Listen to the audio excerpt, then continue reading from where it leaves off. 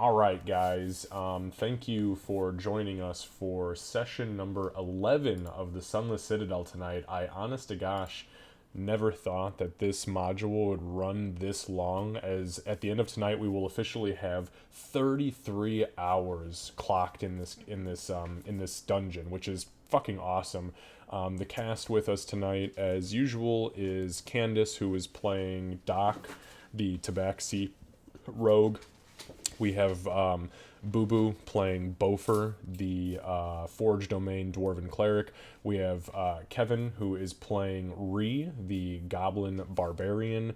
We have Kat, who is playing She, which is She Who Has Not Been Named, who is a half-orc ranger.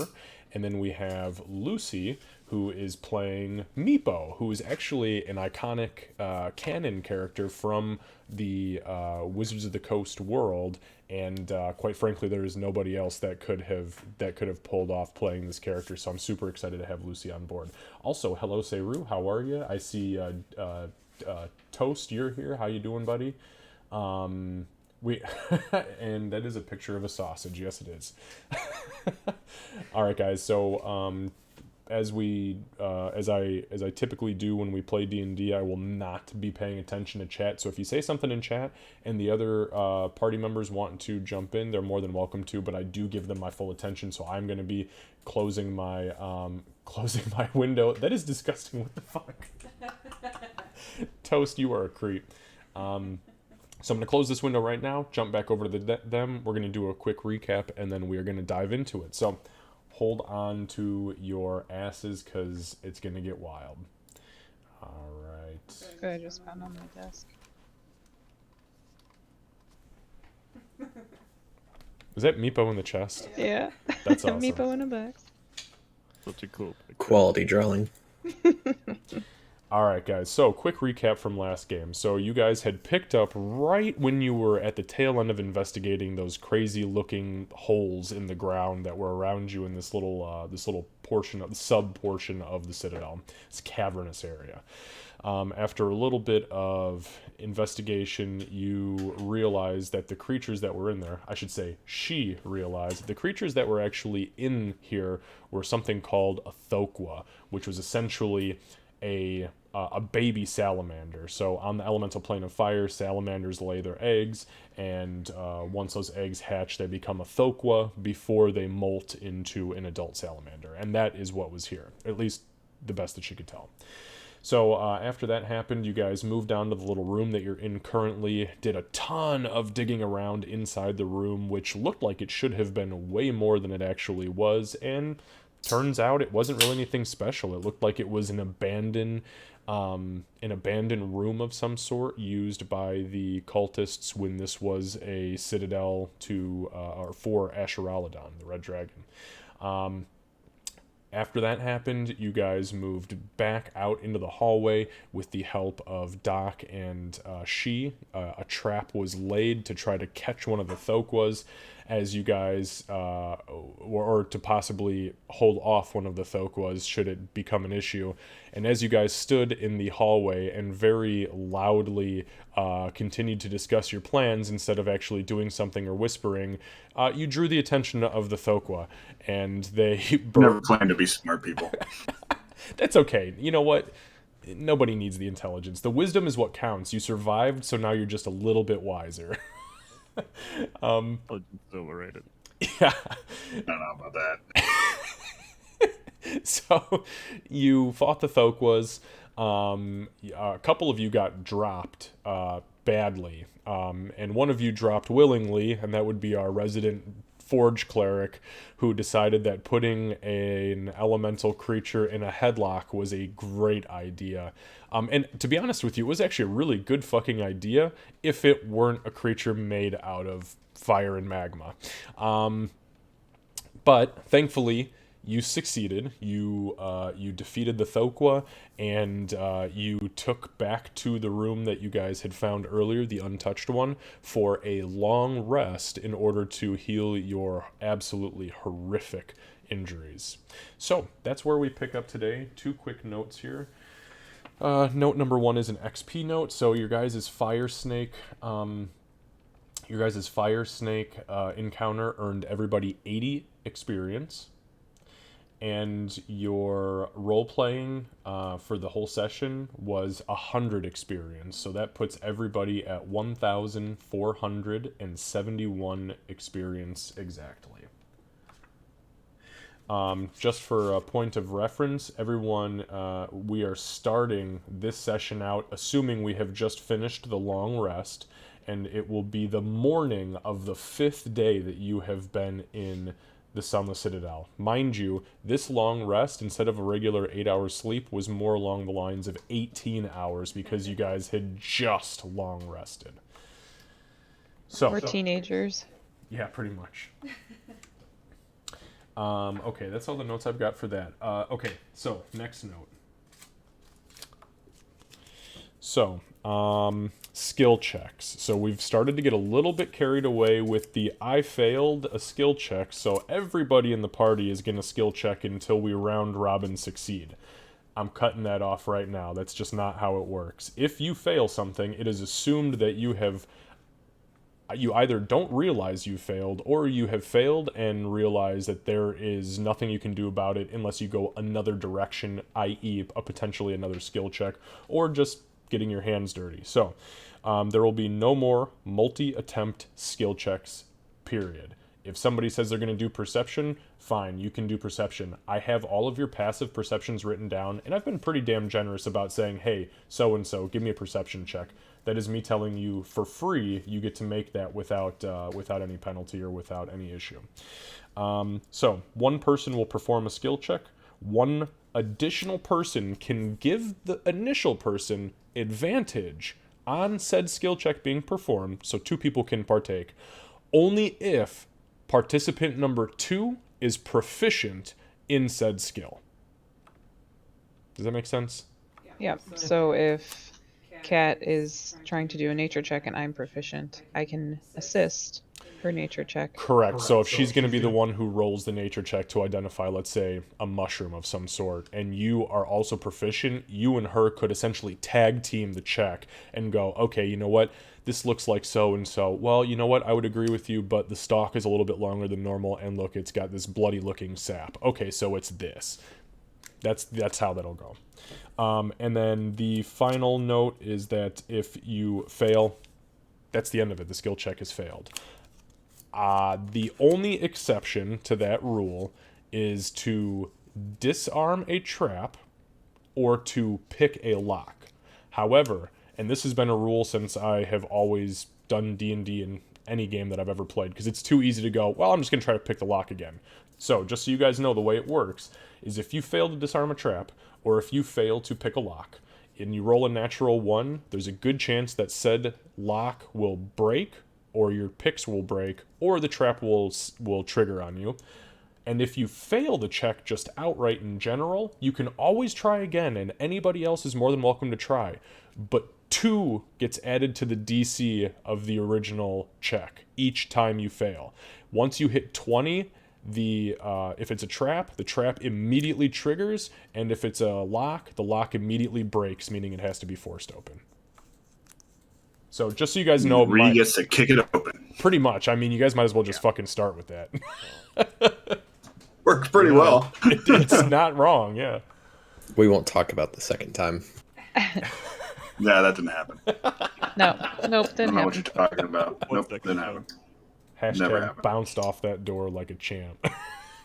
Okay, so I think that's all I really had. I just wanted to make sure everybody understood that, like, you can test to your heart's content, but once the original DC hits 20, bad things happen. And the way that I justify that is you get your thieves tools into something, and as you start fucking with it and manipulating it, when you fail, it's assumed that you haven't gotten it and you have now thrown something out of place from where it was originally, making it just a little bit harder each time. So Like Yeah, that's Skyrim, reasonable. you just break the Okay. lockpick inside and it just keeps popping Yeah. up. yeah, right. So it's just thinking like Fallout or things like that, yeah. Oh, also, Doc has +1, and she has the chainmail now. Okay, thank you. I'm sorry, say that again. She I has have- chainmail. Oh, from yeah. your Yes. ritual. Okay. Yes. So you have, so make sure that you mark off, Boo Boo, make sure that you mark off that you've used your channel divinity. Got it. Because I believe that was your channel divinity. You could use this in lieu of it, right? As a 1 hour ritual to create the item. Yes. Okay. And then was it actual chainmail or a chain shirt? Oh, the chain shirt, the one she's actually that won't make her disadvantage in stealth. Just wanted to make sure. It's chain shirt. I've got it in the thing. It gave me a +1 to my AC, which I don't think I've changed my character yet. I have not. I'm doing that now. Okay. Perfect. And that's good to note too, because yeah, obviously we've got weight issues, and if you had given her full suit of chainmail, I believe that counts as heavy armor, and that's no good for a ranger. I'm going to ask my usual question that I do at the start of every session. As we come out of this rest, how does the party look? I can do a medicine check like normal. Yep, give me a medicine check, please.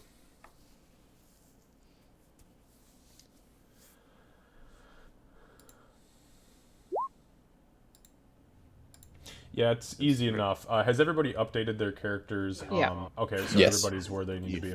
Okay, so you can tell with that medicine check that Ree is about as hurt as you are. She pretty much just a surface scratch. It's healing, but it's still a little wound. Actually, Beaufort's Couple pretty bruises much here and there. yeah. Same thing with Beaufort. A couple bruises. Some of his burns are still pretty evident. His skin is still really red. But for the most part, he looks good. Doc is what we would consider bloodied. Doc has still got some pretty nasty open wounds and some pretty horrific. You can't really tell that she's bruising because she's covered in fur, but you can tell where bruises are because there's big knots where like lumps have grown and for like swells. It's swollen up real bad. So Doc is the worst out of everybody, and Meepo hasn't been fucking touched. I don't think this entire dungeon. So I probably I went should've- down with the dragon, and then I pulled out my daggers and got shot by arrows. that's Yeah. right. I should have hugged the fire snake to help with closing my wounds. That'd have been a good idea.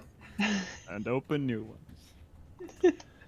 Yeah, but you cauterize it right away, so it's fine. Can't have flesh wounds if you don't have any flesh. Right. Oh boy, that's a theory. Hey, you still got that whistle? Oh wait, you have to make a zombie, not a skeleton. Sorry. Okay. So, does anybody have any questions for me? I don't think so. I don't. I don't either. I just want to make sure the XP is 1,471, right? Yep, Correct. 1,471, correct. Okay. And then that's all I have. All right. If nobody has any other questions, then we will go ahead and proceed. So you guys have just finished your long rest. It's feeling. Actually, everybody give me a wisdom saving throw, please.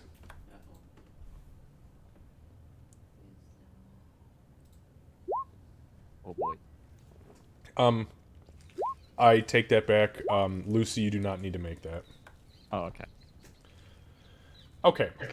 So, everybody is okay. So there's two of you. All right. So, she and Doc, as the tail end of the long rest concludes, you guys have woken up. Beaufort has just finished magically producing this chain shirt. The light from his spectral hammer kind of dies down as the ritual completes, and you two kind of wake up. You finish your stretches, and you realize that although there's not a whole light in this room, you could both swear that you are seeing shadows dance around the walls in the dark. In the complete dark, everyone has dark vision, not an issue. But as the forge lights die down and everything goes back and your black and white dark vision kicks on, you two both swear, almost in unison, that you are seeing shadows dart around the room. It happens for a couple seconds. You kind of take a deep breath, panic for a second. Okay, maybe not what I thought, and then you think you see something else out of the corner of your eye. Everybody else feels fine. I'm gonna make sure I've got bow in hand then. I have a dagger ready to throw as well. You're gonna meet your eyes, not say anything, but make eye contact, see if, because you're also on edge. She's like this. Yeah, and it's easy enough for you guys to, like, as you guys are finishing up and putting your weapons and armor back on, you kind of look over and realize that she is, like, getting ready for combat mode, and Doc's eyes look like huge fucking saucers, like a cat who just saw a lightning bug for the first time. And her back is arched too, like she's kind of freaking. So, what's wrong with y'all? Don't you see it? See what? Shh. If you don't talk, you might see it. Pover's gonna look around. I'm gonna like kind of motion to wherever I'm seeing it. Beaufort, go ahead and give me a perception check.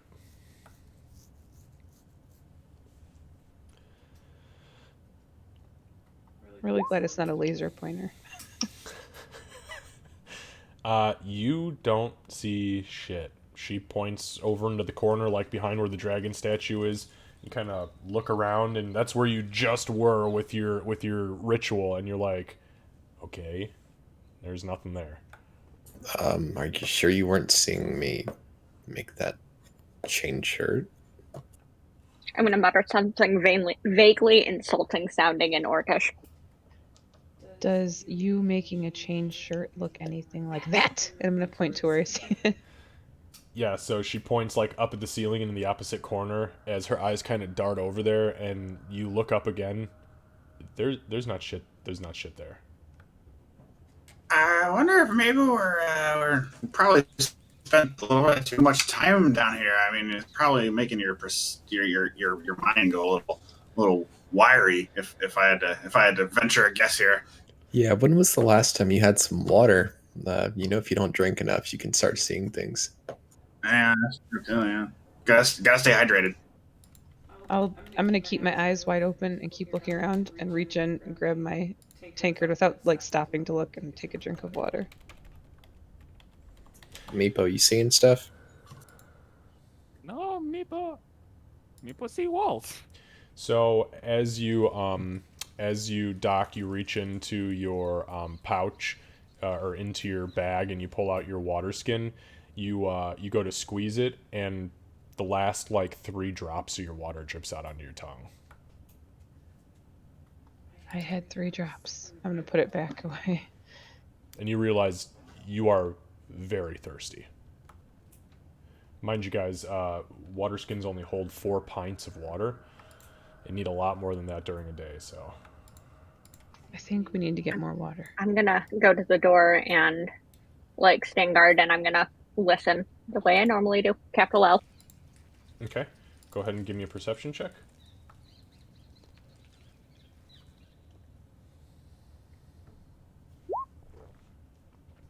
Sounds silent on the outside. I'm gonna cast Detect Magic as a ritual spell. Okay.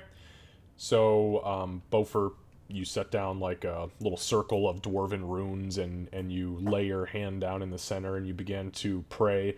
And as you do so, the runes on the edge of the circle begin to float kind of spectrally up in the air as they take on almost a translucent semi-physical form. The ritual completes after your 10 minutes of praying, and you guys see Beaufort's eyes begin to glow like little tiny hot coals. Even as he blinks, he looks around the room as if he's looking through a veil. Boo Boo, you see nothing. The only thing that lights up is the armor, which you can see your own abjuration magic imprinted on the armor of Doc. And yeah, besides that, there's nothing. Is that to help you see the shadows? It's to help me see anything magical, and there's nothing magical except the thing you're wearing right now. Does it only let you see your magic? No, it lets me see magic in general.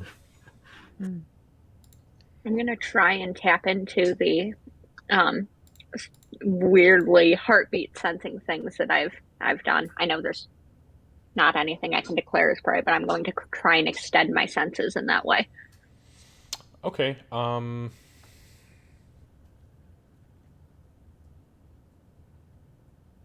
It may not be effective at all, and I recognize that, but it's No, just make a wisdom check for me. Just a general wisdom check. Do we remember there being water? it's the anywhere? third 9 I've rolled in a row. I don't think I've seen water in a long time since we've been down here. Yeah, so you feel like you start to kind of try to tap into those senses, and as you do so and you're listening to the door, you immediately become like hyper paranoid, and you glance around the room as you see the light flickering from Beaufort's eyes, and you catch a shadow out of the corner of your eye, and you look up into the corner, almost instinctually half drawing your bow before you realize there's nothing there.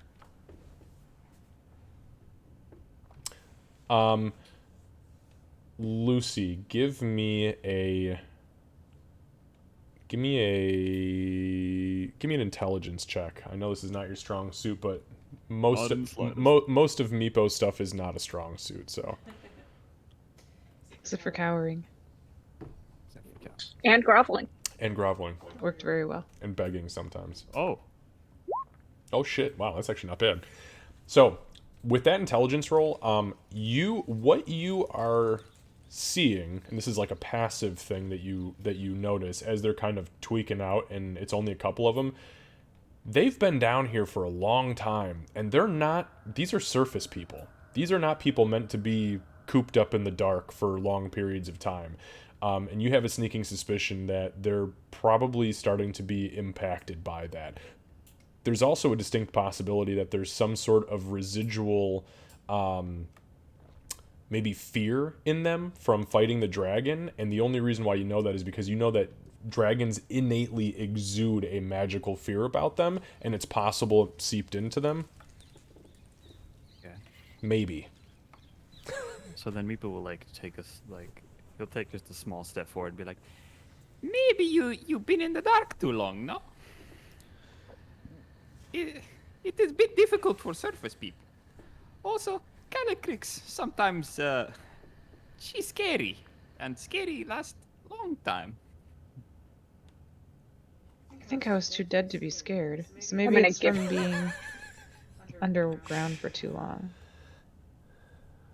I'm gonna give him the flat, not having it, happy, borderline intimidating stare.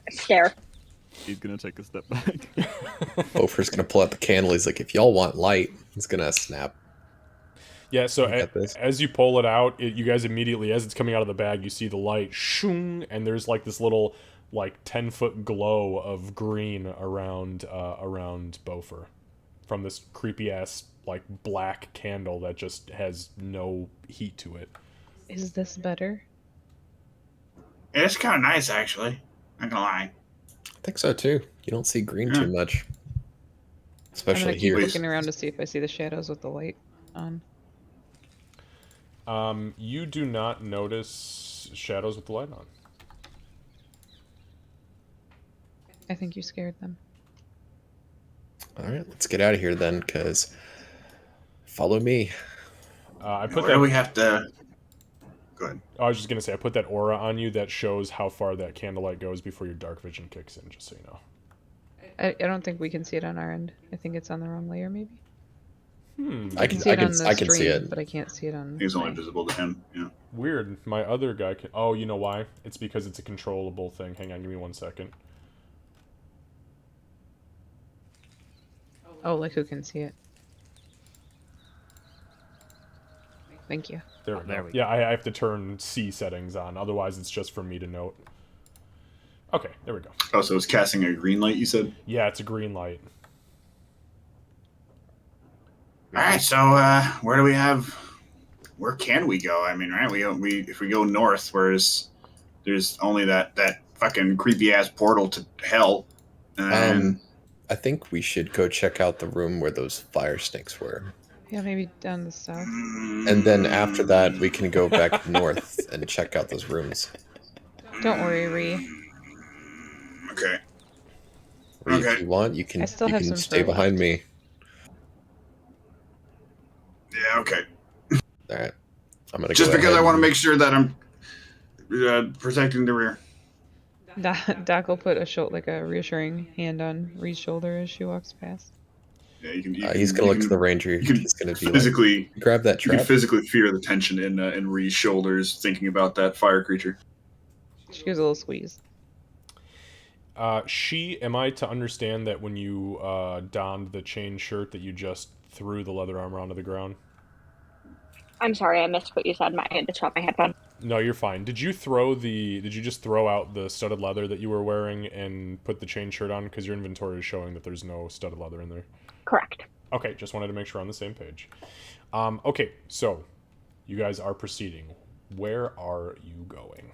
I think we're going out and up, and then yeah. Yeah, Okay. we're gonna go to the room over here. Okay, perfect. So you guys exit the chamber.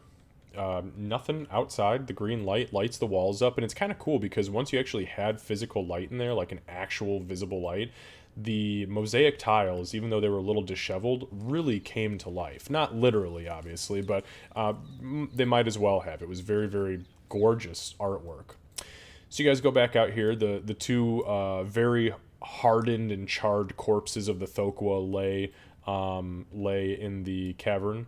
And as you guys come down into the southern portion here, the light that is here on the map is not actually here, just so we're clear. Okay. That was what was being illuminated from one of the Thokwa from earlier.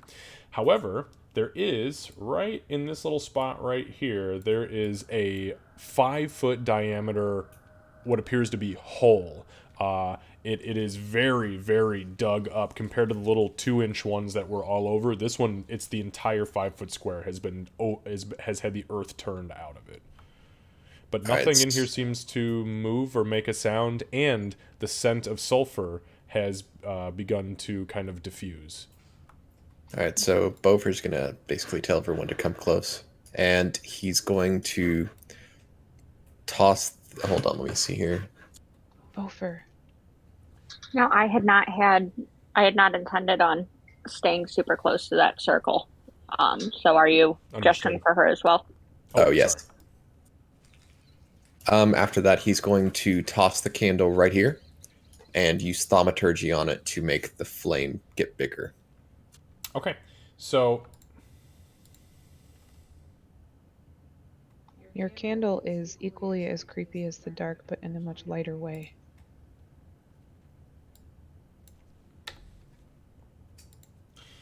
all right, so you where are you tossing the candle? Can you give me that again?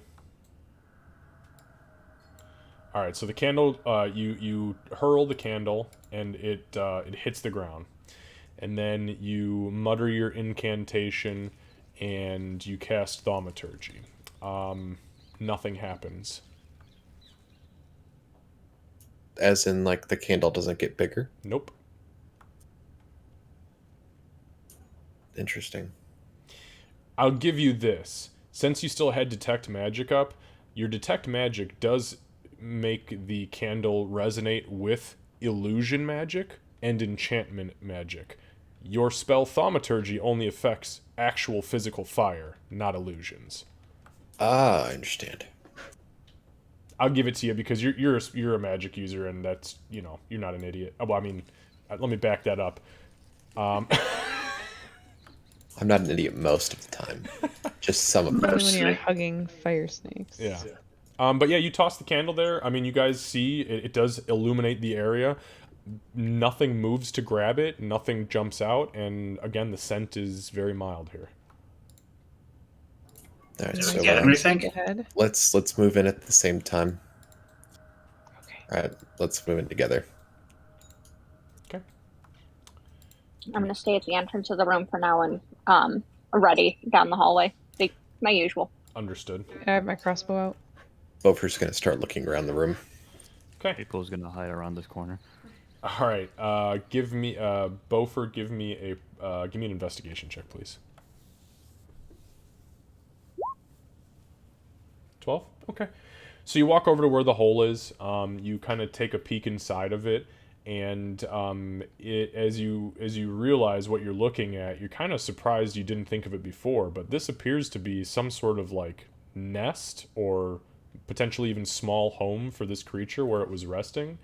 And inside you catch a glint of a small blue object. It glints off of the candlelight, and you reach in and you brush some of the soot and the churned burnt earth away, and you find 2 sapphires that sit about half the size of your palm. Holy Moradine. Look at Neat. these. He's going to show them to Meepo. Yeah, they're fucking huge. Like, they are literally they're the size of Meepo's hand. They are very big sapphires. And they're raw. Oh. They're not cut down to anything. They're just like big crystallized clusters. Meeple's eyes start to like look like the gems. Bofer's going to try to put them close to his eye and see what they're worth. Okay. Give me another. Let's see. I think we were doing. Give me a history check. 17. Okay. Yeah, easy. They're worth. You could sell these easily in their uncut state for 50 gold apiece. Easily. Wow, these are worth 50 gold a pop.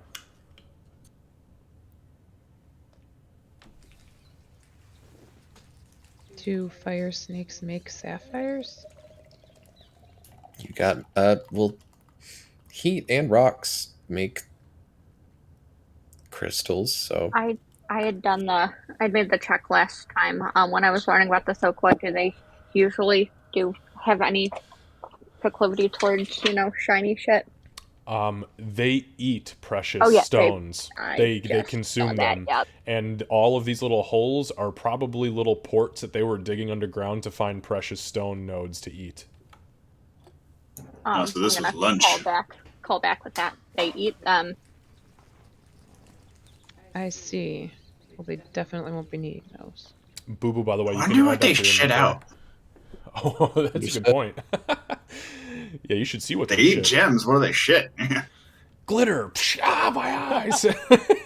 Why? Boo Boo, I was just going to say make sure that you add those 2 sapphires to your inventory. Got it, just add them right now. Yep, and the weight is negligible. Understood. So while this is happening, Rewood is interested in this crack down here, if that is what that is. Yep, it's just a little crack in the wall. Let me get you some more visibility here.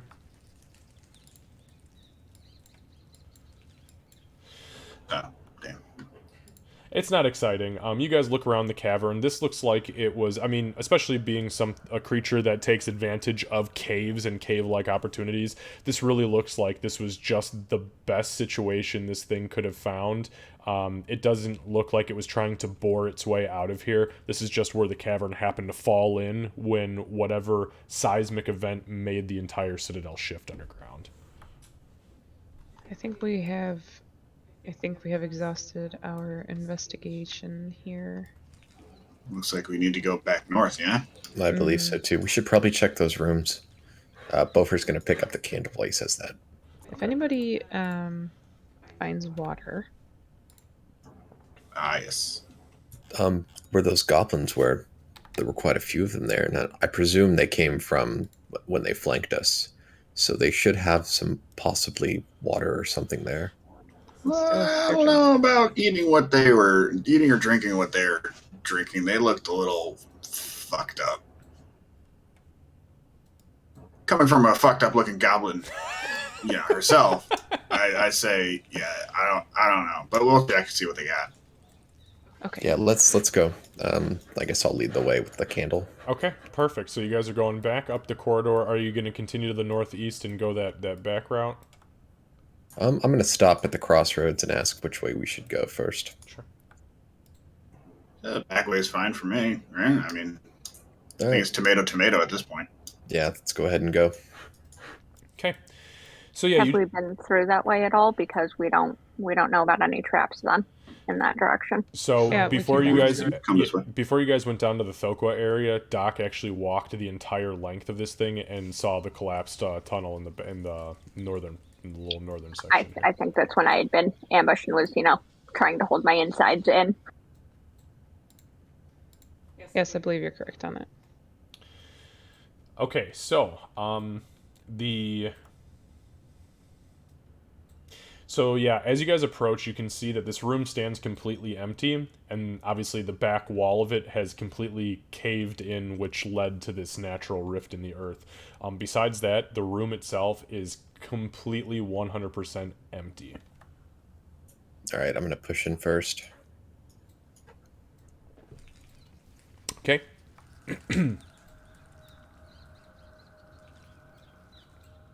So you enter the hall. The corpses of the goblins that were there a day ago are still lying where they were cut down. The room is starting to stink pretty bad. It's pretty fucking horrific. But yeah, here you guys are. I'll give you just one more description of this place since it's been a little while since we've been here. So there's 2 rows of dragon carved marble columns that march the length of the entire hall. Most are completely covered with a luminescent fungi, the same purple fungi from the first room.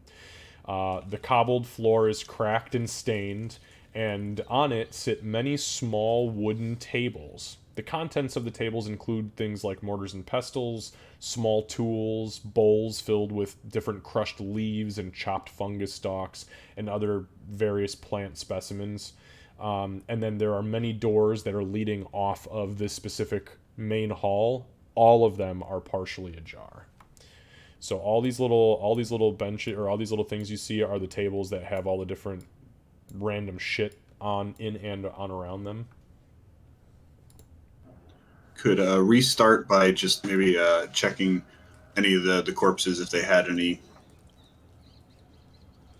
that's not rancid, like we can eat or drink or anything. Water, yeah. Sure. Yeah, preferably water. Yeah, sure. So, it's easy enough to search the corpses. There was a bunch of them in here. You find no water, but you do find these crude, ceramic, not actual clay, more than likely dried dung, probably rat and goblin shit.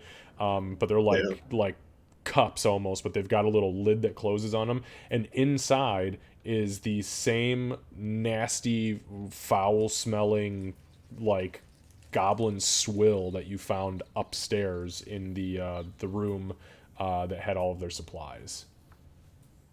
Would I know what that stuff actually is, being a goblin, or is this like regional?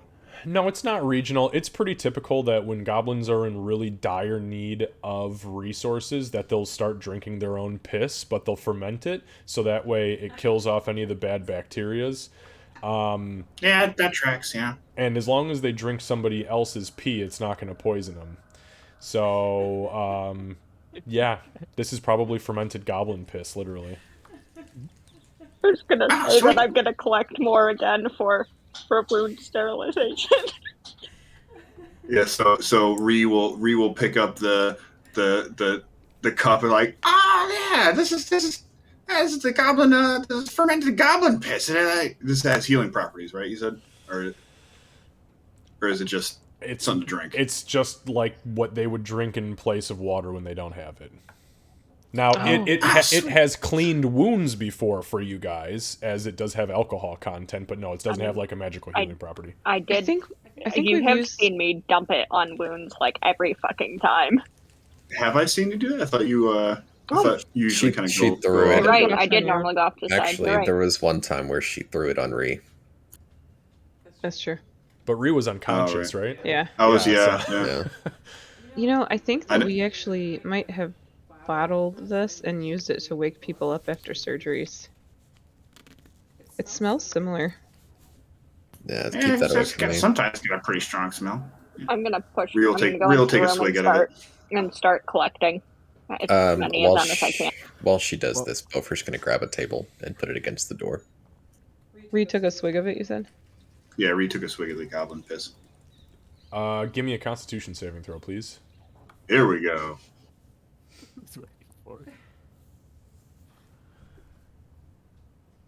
All right. Well, this is. Oh, nice. Yeah, you take a good hard swig of it, and like you have been in dire situations before, like, oh god, there was a rock slide and we got caved in for 4 days until the orc showed up and dug us out. And yeah, we had to drink each other's pee, and this shit. This came from, immediately with that roll that these goblins are very sick. Oh yeah, this is yeah. Now that I think about it, I probably shouldn't have drinking their piss because of all the tumors they had on their body. Yeah. I mean, it had, well, it I'm had an just all gonna, right taste to it, I guess. even without the tumors, I'm just gonna throw this out there. Maybe don't. It brought Beaufort back to life. I want to look Excuse at this me? door. I want to look at this door.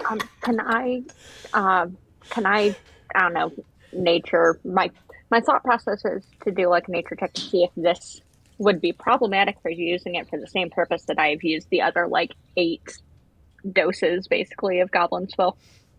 See if the tumors might negatively affect that. We have something to talk about later. Make a medicine check. Cool. While this is going on, Beaufort's going to go ahead and look inside this room right here. All right, we'll go round robin for rooms. Give me just 1 second here after this. You are A, unfamiliar with whatever the hell these tumors are on these things, and B, have no idea how said tumors would impact drinking tumor infected piss. So Well, I mean, I haven't been drinking it. I've been pouring it on wounds. Speaking of, I still have an open wound. First of all, how many of them can I collect? And second, I would like to probably go into the other room and dump it on an open wound. okay, yeah. So you can collect. We'll say We'll say The that doors- there was 4 canteens worth that were remaining that did not break when combat broke out, and Ree got one of them, so you have 3 that you can take. I just immediately drank it, so. Yeah, This door down here is blocked off, by the way. understood. In that case, I'm going to go into the other room and just around the corner like I would if I was standing guard, but I'm going to attempt to clean one of my remaining wounds. Okay. So yeah, you pop the little thing open and you dump one of the uses onto the wound. Go ahead and make a Constitution saving throw, please. Hopefully biting my teeth, or biting, like, gritting my teeth works again.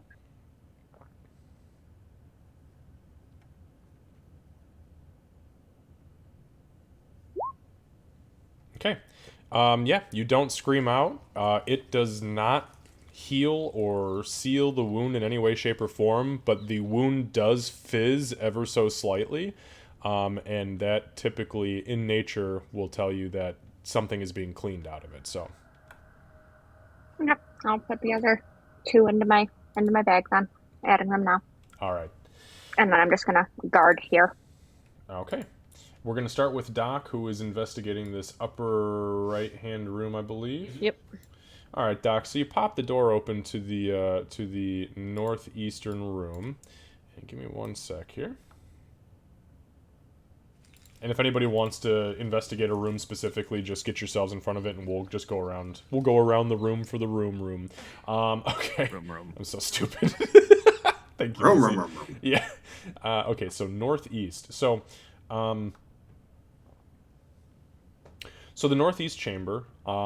This looks like it was probably used for extra weapon stores. There's 3 tables, and laid out on the tables you find 5 really poor condition scimitars. You find 6 short bows that are in between makeshift and like army standard issue, so makeshift, and you find about 40 goblin arrows. And then there is another door up in the northeastern corner of that same room. But besides that, Okay. everything else is empty. This looks like just weapon storage. Might have found our next place after we're done investigating down here. Okay, Bofer, let's get yours.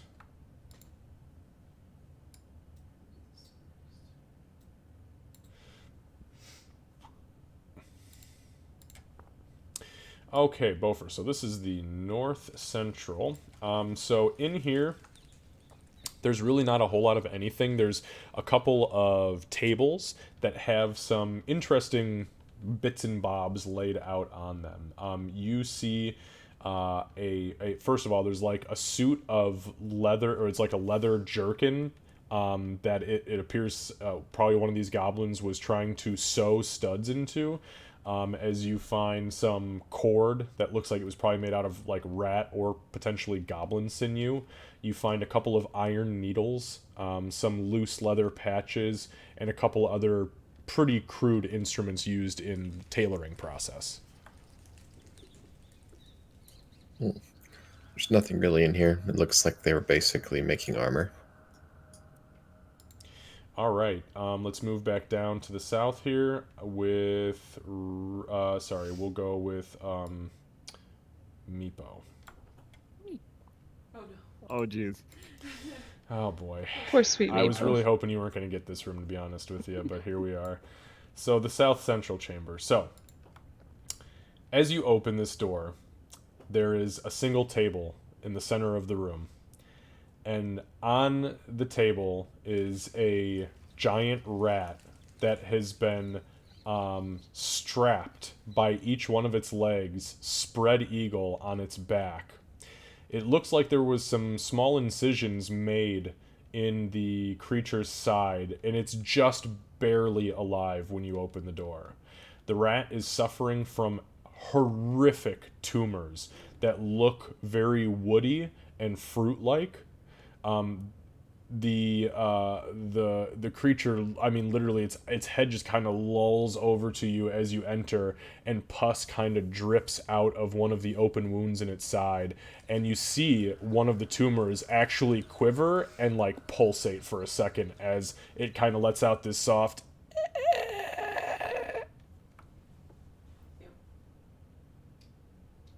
People would be horrified. Well, at first, like, peek back around the corner just to be like, almost throw up. Well, no, he's seen worse. It'll be fine. Then he'll go in. He's gonna take out his dagger and be like, "Meepo is sorry, but Meepo think this is better." And then he'll stab. Okay, it's easy. I mean, this thing almost welcomes death. As you put the dagger up to its throat, you almost feel it like lean into the blade as you cut down and end its life. In the southeastern corner of this same room, there is a small stand, like a small stone stand, and on top of the stand is a very, very fancy crystal vial that has some sort of liquid inside of it that's very light blue and semi-translucent. And it's got a really fancy, like, stopper in the top of said vial. He'll pat the rat on like the head lightly twice as to say goodbye, and then he'll grab the vial Okay. because that looks shiny and cool. It is very shiny, and there is a fancy liquid inside of it, some sort of fancy looking Exactly. liquid. So you know. Okay, give me just one sec here.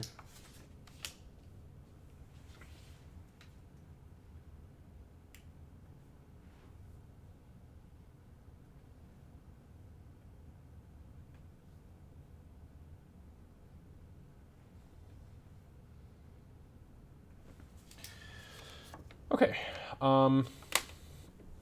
so let's go down to Ree.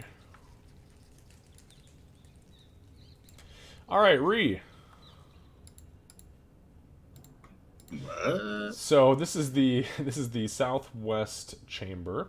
So it looks like the goblins were using this large. I'm not jumping in. I'm just like peeking over it, whatever it is. Yeah, so it's big. So this is a crude mashing, straining, and casking facility that the goblins appeared to have been using to make some sort of goblin wine. There are some really rancid-looking grapes, or maybe even olives of some sort, that a couple of the goblins, which you had seen earlier, that had kind of like this nasty purple and black stained feet, were jumping around inside of. There's a couple of jugs laying on the ground around this area. They are actually... So yeah, there's a couple dirty straining bins, and then there's two there are 10 2-gallon casks that are currently corked and sitting in the southern part of the chamber. Could we just approach one and like, so what? Like, there's just a cork on top of it and it has like a spout, or is it that's? It's just got a cork on it, just kind of like a moonshine jug. Okay, yeah. She'll try to remove one of the corks and give a whiff. It is wine. It's like jug of wine. You know, you give this to a Marine and it's gonna turn out bad. Ryu will kind of give a shiver. Maybe we'll party later. I guess I don't know. And she'll exit this room. Yeah, that'll do. That was it. Just the jugs and that giant mashing thing. Yep, that was the whole room. Okay. All right, we'll go to Doc in the northwestern room. So, Doc, what you see up here as you enter,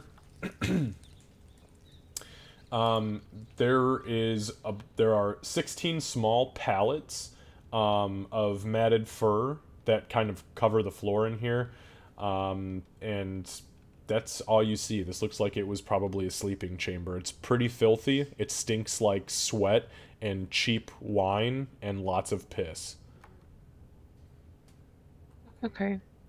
Well, I think if maybe we come back over here, there's a door up here. It might be the next place we need to go. Or maybe it's just a closet. I'm honestly not sure. I want to go listen. And he's gonna pull out the liquid. I also found wine back there if anybody's interested. I saw what happened to Erky when he drank my wine and didn't have water first, so I should probably wait. That's agreeable. I've seen Yeah, how people get when they drink without water or food. It's scary. Can I try to smell it to see if I recognize what it is? Smell what? The liquid that Meepo has. Can I smell it, Meepo? Sure. Make an Arcana check.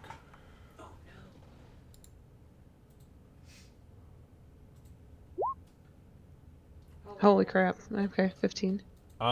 Yeah, so you give it a smell, and you're not entirely sure right off the bat what the hell it is. But what you can tell about it is that it smells equally rancid, like rancid vegetation, but it also smells sweet like honey. That's about as much as you know, without really busting into it. Yeah. Did anyone find anything besides whatever that is? A door. Me. Yeah, I didn't find anything in my room. I want to listen at this door, I think. Meepo, maybe just hang on to that for now. I don't know what it is. It smells like... I don't know if you'll know, but it smells almost like vegetation. She's not in the room with you. It smells like vegetation and honey! Where is the ranger? Get in here. She's currently standing in the doorway at the end of it with bow ready. Somebody might want to grab her before we go to he another was door. saying that. Bover's gonna walk over with the candle. Sorry, Xavier, how heavy is the liquid? Yeah. It is a quarter of a pound. He's gonna, you're gonna start seeing the green light moving closer and closer toward you. Creepy, but okay. Creepy? Yeah, for just a second, you see the shadow being cast from behind you as your vision starts to shift out of... actually, you know what? Your dark vision isn't on right now, anybody, because there's shitloads of luminescent fungi. But you start to see the green creep in with the purple, and it kind of tweaks you out. You think you see a shadow, and you turn around real quick, and it's like Beaufort just hovering in this sickly green aura. I'm only gonna half relax my aim with the bow. It's still Beaufort. It's still me. I might not look like I used to, but it's still me. We gotta go. We found a door. She'll just nod. She's not gonna say anything. But her She's not putting the bow away. It's out. It's ready. Okay. Okay, now I'm gonna listen at the door. All right, sounds good. 13. It is dead silent on the other side of that door. Is it locked? It is not locked. How's it And- sound? You want me to knock? Well, I don't hear anything. You want me to do another one for a trap? Before we do that, do you think I should turn out this candle? I don't know if we don't know what's out here. Well, unless you want to creep them out before we get to them. It's already. You said it's already. There's like bioluminescent fungus in this room. You said so. It's already like. It was in the room with the columns there was, but in these little side chambers there's not. Bover's gonna go ahead and put his hand over it and put it out, put it away. Okay, so you put the candle away. And I do believe my detect magic's done by now. Yeah. Yes, it is definitely gone. Do you want me to do another perception check for traps? Yes, please. Okay.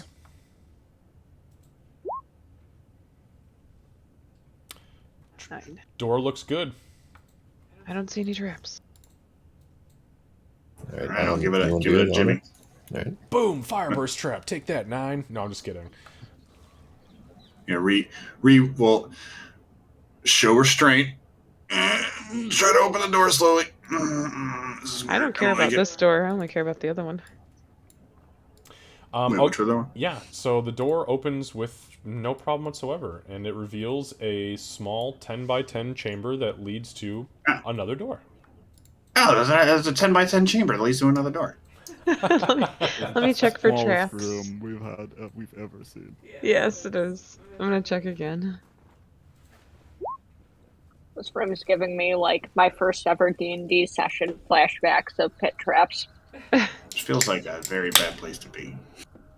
Yep. I got a 14 for checking for traps on the door.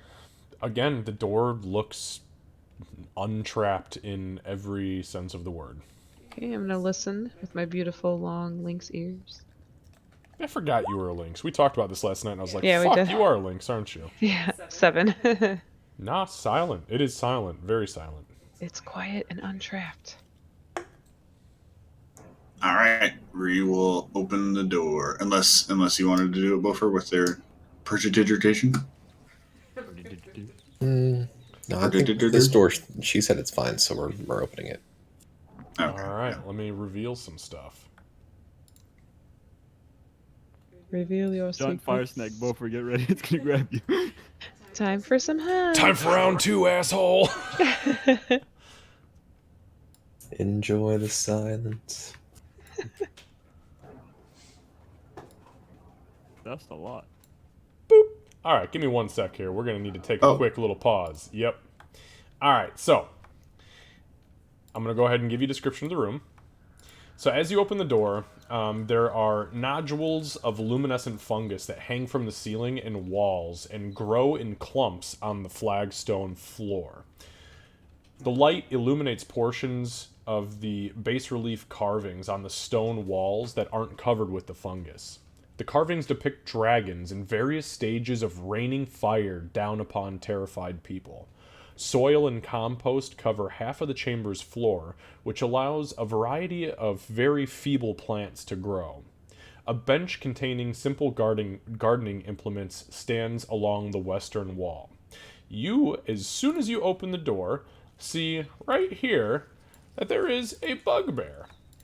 Big fucking ugly bugbear that looked a lot like what's his nuts? Balsag.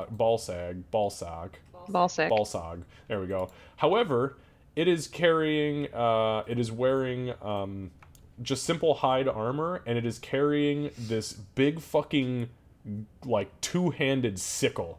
As soon as the door opens, it half turns, and in Goblin, kind of over its shoulder, says, "Get back to fucking work, gobos. We got nothing for you right now." Hey, what the fuck? Who are you? And I need everybody to roll initiative. Make sure you click your. Give me 1 Make sure you sec. click Give me your 1 sec. icons. All right, the order is up. Ooh, turn order. Ooh, turn order's I like cool. it. Yeah. That looks way Aw. fucking cooler. Ooh, it looks much nicer now. The 4 is just as ugly. My nat 1 is just as ugly in night mode. At least you had a 19 two Ew. times in a row. Yeah. I don't know what's going on. So it might not seem like a really big deal, but I just want you guys to see this right now. I also get dark mode on all of my pop-ups for monsters, and it's really fucking awesome. Oh, that's cool. Wait, how do... Hold on, I'm gonna use dark mode on one of the handouts. Oh, it's just so much better in dark mode when you push F11 to go full screen. That's a high initiative.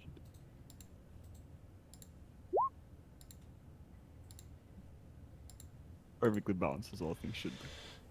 All right, so wow, actually, ironically enough, the one who said, "Hey, who the fuck are you?" is the one who gets to go. So.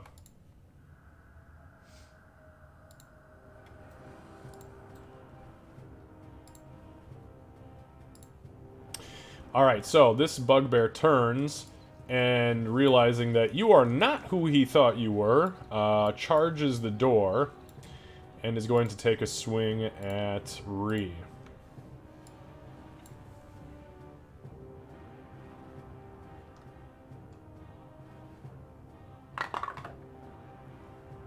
Yeah, that's only a 14 to hit, so that he swings just a little bit wide.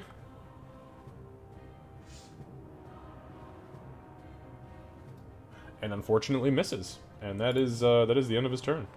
Meepo. Nice. Meepo sees the bugbear from like the other room, right? Like from around. I can't put it in because of the line, but can I see him? With where you're, I mean, if you peek around the corner, yeah, you could see like somebody in the opposing doorway swinging a weapon. Okay. Does he look like Balzac? I mean, I'm To me, or does it not going to be racist and say that all bugbears look alike, but No, I mean, if you're going to be that guy, I'll let you be that guy. Don't be that guy, Meepo. he'll just see him attack Ree and. It is clearly a cast bugbear. Chromatic orb. Yeah. Okay, you're going to cast Chromatic Orb. Yes. Okay, give me just one sec.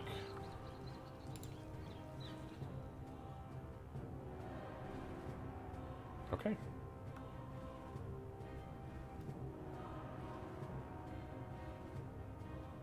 That is not great. You also get pack tactics. Oh, that's right. Yeah. Thank you for much.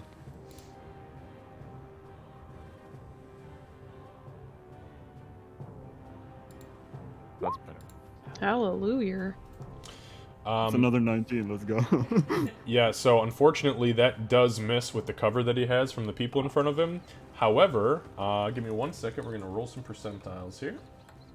Whoops. 1 to 50 is Bofer, 51 to 100 is Ree. Whoops. That's going to be a 73, Ree. Ree, what is your armor class? 18. And that is a hit, so go ahead and roll some damage on that chromatic orb, please. His powers are new. That is 12 points of cold damage as the spectral, I believe it's a spectral dragon, right? That your chromatic orb looks like. So kind of like snakes out, and as Rhea's kind of dodging out of the way of this big sickle, the bugbear itself kind of half crouches, and right in the back of the shoulder blade, Rhea, you just feel this icy sting, almost like you've been shot with an arrow, and you look down and realize that frost is creeping across your shoulder blades and blackening your skin. Ah, what the fuck? Anything else, Meepo? No, that's it. Alright. Bofer. Bofer's gonna swing his axe. Alright. Well, that's a hit. Yep, that's a hit.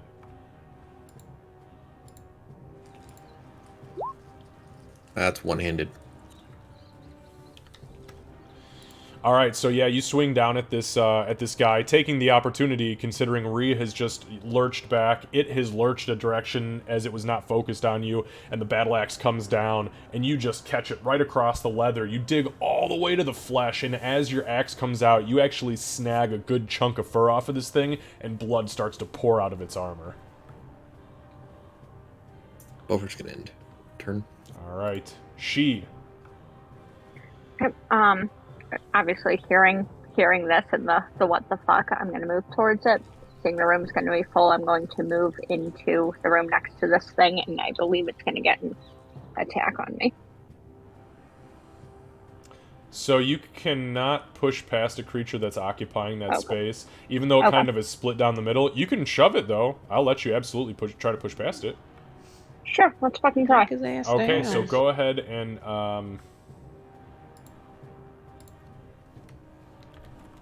Is that an unarmed? I don't yeah, usually try combat maneuvers. This party has made me look up the rules to shove more than any point in my entire history of playing Dungeons and Dragons. It's a good mechanic that no one uses.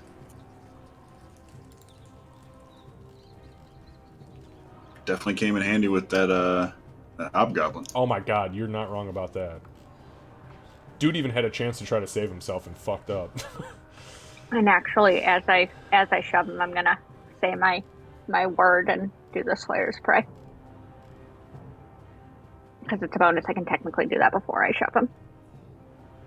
Are you doing the move shove or the prone shove? She's gonna have to do the move. Yep. Okay. Okay, so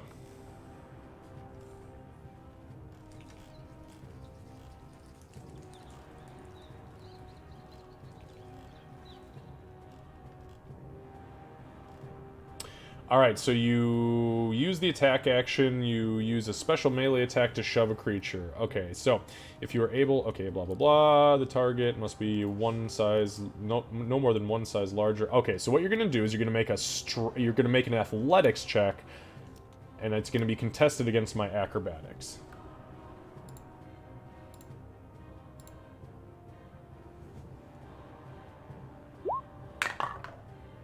Alright, so I rolled a 19 and you rolled a 20. You just barely... I sort of got... I rolled a 17 and a +2. So, yeah, you charge, and as you do so, you literally, like, push past Bofer and Ree, who are both reeling back from their combat motions, and you shoulder check this fucking thing, and as you do so, you knock it... I believe it's 5 feet, correct? Yep, you knock it back 5 feet. Yep.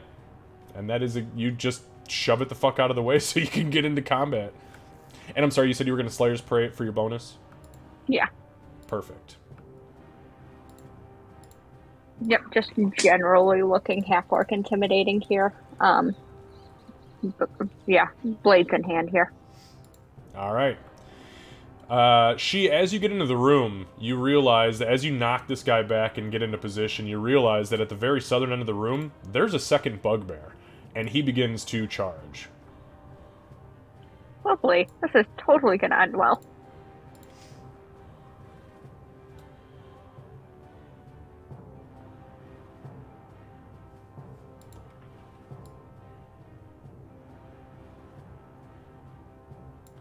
Alright, and that's his turn. He had to dash in order to get there, so Doc. Dang it. I tried. Choke point that ass. Fade off on all. I don't really want to shoot or throw into there. I guess I'll try to shove too. I mean, my plan was to go where she is right now. Okay, so go ahead and make an athletics check with disadvantage because there is his ally behind him Oh, and right shoving him behind. into the ally. Yeah, no, I wouldn't. I'm not gonna even try that. I'm gonna I mean, you are guess- taller than both of us by like 3 feet. Yeah, but it's still they still get covered, don't they? It's Even mean, though I'm much taller. yes, they will still receive some form of cover. Not much. I'll just use my crossbow and hope for the best. Okay, just so you know, in order to do so, you're gonna have to go here for line of sight. Okay. Okay, so go ahead and give me a crossbow. Which one are you aiming for? The one right in front of right in front of the door. Okay, yeah, so you fire. You're really cautious. Like, you literally go in between both the heads of the little people in front of you, and you pull the trigger, and like, as you do so, it literally just off into the distance, clunk, off of a wall. Make sure you mark down your ammo for me. Yeah. Read. Okay. I see 2 big ass bugbears, and I just got iced. So I'm going to rage Perfect. first and foremost because this fight got royal. Try and mark that off. Okay. All right. So pushing somebody. So I mean, you said this guy will have advantage because this guy's here, right? Yeah, if you're gonna try to shove this guy in front, then the shove attack will have advantage because he's got a physical body behind him. So you're gonna essentially have to shove 2 people out of the way. Even if I try to shove him back in this direction. Yeah, you know what? I suppose I would allow that. Sure. Okay. All right. I'd like to attempt that then. All right. So you said that's a attack action. Yes. An it's, unarmed strike, basically. Nope. It's just an athletics check. It's an athletics check versus my acrobatics. Okay. I think I actually have advantage on it because I'm raging.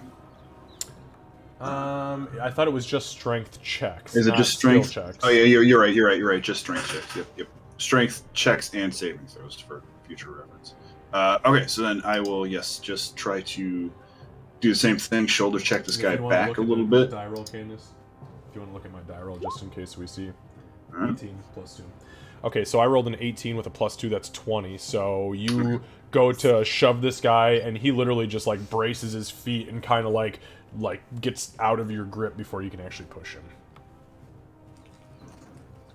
Ree will just growl at this guy. Hey, out of curiosity, And that's because okay. of your bear totem, is it when you rage do you grow the fur, or is it just part of your persona now? Because I know you said she got a little bit hairier, a little bit more like burly, but does that happen only when she rages, or it's your choice? I just imagine it just becomes more apparent when she's raging. Like it's always kind of there, but maybe like it stands up on end a little bit more or something, you know? Badass, I like it. Gross, but cool. All right. It's very goblin-y. Yeah. Okay, so back to the top. We've got this guy who had just gotten knocked down. He is going to move up and engage you, she, directly in melee.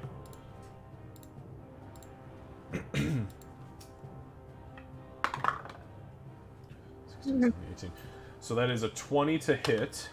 Yeah, that's gonna hit just a little bit. Just a little bit.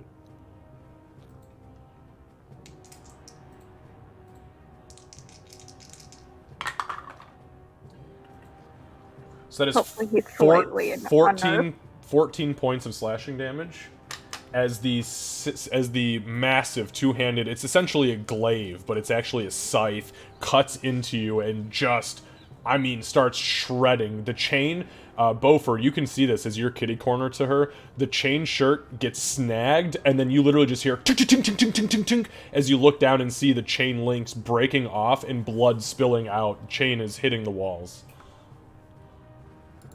And then it's gonna... I just went from fine to very not fine very quickly. Yeah, that's gonna end its turn. Meepo.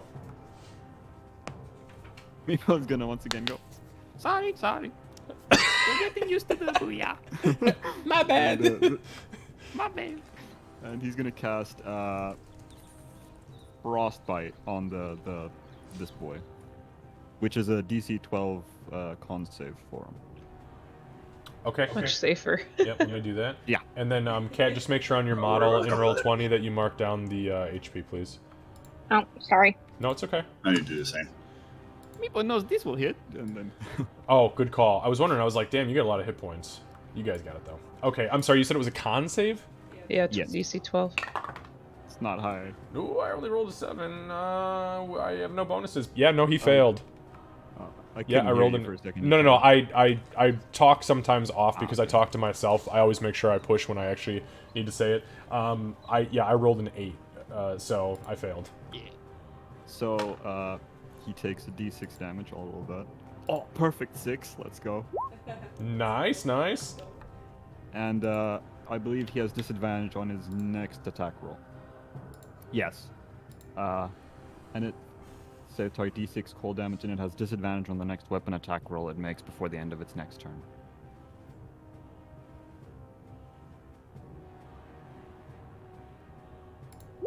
Okay, I'm gonna put the little grip on there. No, I got it. I believed you. I was just looking for an icon that made sense so I don't forget it. Okay, perfect. Anything else, Meepo? That's all I can do. How does your frostbite look, by the way? I don't think we've actually seen this one impact. Yeah, I used it on the fire snake and also rolled a 6. It's just this small bead of like ice will start to form on him as Meepo Right. focuses. Yep, absolutely. Okay, so I do remember that. So as you're doing that, as you're doing like the hyper focus on him, you see his hands start to kind of seize up as he's starting to rear back like it's gonna swing at She, and you see the ice start to break pieces of the flesh off in Frostburn. Yeah. Bofer.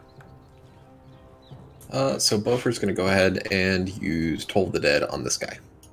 Okay, is So, wisdom saving throw? 13 of... Hold on. I think it's wisdom. Yes, it's wisdom. Yep, I rolled a 7. Go ahead and roll your damage.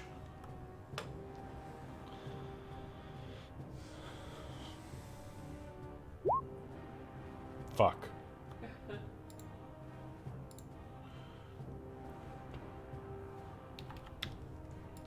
So you slam the axe onto the shield, and as you kind of twist the shield around the door and let the reverberation off, the incantation takes effect on the frostbite that has already started to impact this thing's hands, and the necrosis leeches onto the already dying flesh and creeps up its arms, now decaying most of the muscle in its biceps and shoulders. It's literally just sloshing off of it, and it's starting to freak the fuck out as it is very wounded now. All right, She. Not even really noticing the, gaping fucking wound.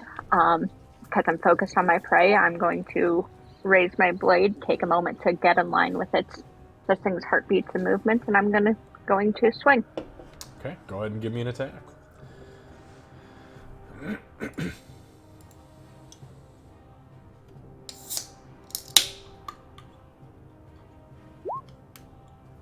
Oh yeah, that hits. All right, so the first scimitar. Oh, hang on, let me get that hunter's damage in. I didn't roll well No, for that it's one. okay. But Hey, it's okay. As long as you do it, that's all I care about. Every Oh did wait, not do you mean to get? roll that with a no? Okay, I was like, I thought it was 1d6. Okay, so you do you cut where you hit the same spot where Beaufort had already gashed the armor open, and you now create a big X in its armor, almost immediately sundering it. I believe you have another attack, correct? Yep. And I'm gonna follow through with the second blade. Man, these things got some HP on them. Dude, Big boys. They're bugbears. Bugbears are, huge. Yep. So unfortunately, that does not hit. As you swing down, or you go through with your follow-up attack, it kind of bounces off of the shaft of the scythe. All right. Anything else, She? Nope. I'm in a corner and bleeding profusely. It'll be interesting. Yeah. All right. Now the bugbear that currently has the frostbite. I'm sorry. So you said it was disadvantage on any weapon attack roll, correct? The first one. The first. Okay. First one. Well, it's only one. Perfect. So he is going to try to swing it at She. Unfortunately, he's not doing well. So we'll see how this goes. The next one. Nope. That is a 10, and you're lucky because the higher of the two was a 17. So. I got you. So yeah, Thank you, Meepo. as it swings, you literally see 2 of its fingers break off from the frostbite, land on the ground, and just tumbled, completely blackened. It looks down, it's not even bleeding out of them, it's so frozen, it tries to move its hand, frozen to the fucking, the shaft of the scythe. It's very, very nervous about its current situation. Doc. I'm gonna shoot at it. Shoot her! Shoot her! Shoot she. No, wait, don't do that. Not not this time. 20. I'm sorry, who are you going for? The one that I can see right there in the doorway. Yep, that's a hit. That's 15 points of damage. Yeah, so how do you do it? So I want to use Reed's shoulder to steady my hand since I missed last time, and I'm going to say, stay still. And then I'm going to aim, and I'm going to be aiming for right where Lucy's spell hit to try to shatter it. Yeah, so you do just that, and as Ree is shaking and screaming, and these motherfucking bugbears, and you kind of just aim perfectly. The bugbear is already freaking out, looking at itself, but still trying to hit something. You fire, and it clips just above the elbow on the left arm where the frostbite has completely taken hold, and your bolt pierces straight through it, shatters the arm completely. It swings around, and as it does so, the other arm from the elbow down shatters off, and it literally just looks down, and blood just fucking starts geysering out of this thing as it almost immediately loses consciousness. Like a Tarantino. Yeah, it's nasty. This is a very good Tarantino film. This is some Reservoir Dogs level shit. And then I'm going to... Who wants an ear? No, I'm just kidding. I'm going to move in. I've already got one. Well, right here. Okay. All right, perfect. For my next trick. Yep. All right, Ree. Ree will say, fuck yeah, that was badass! And she'll run through the door, get into this individual's face here, and then just, Ree! And try to whack it in the face with her Morning Star. Just foaming at the mouth.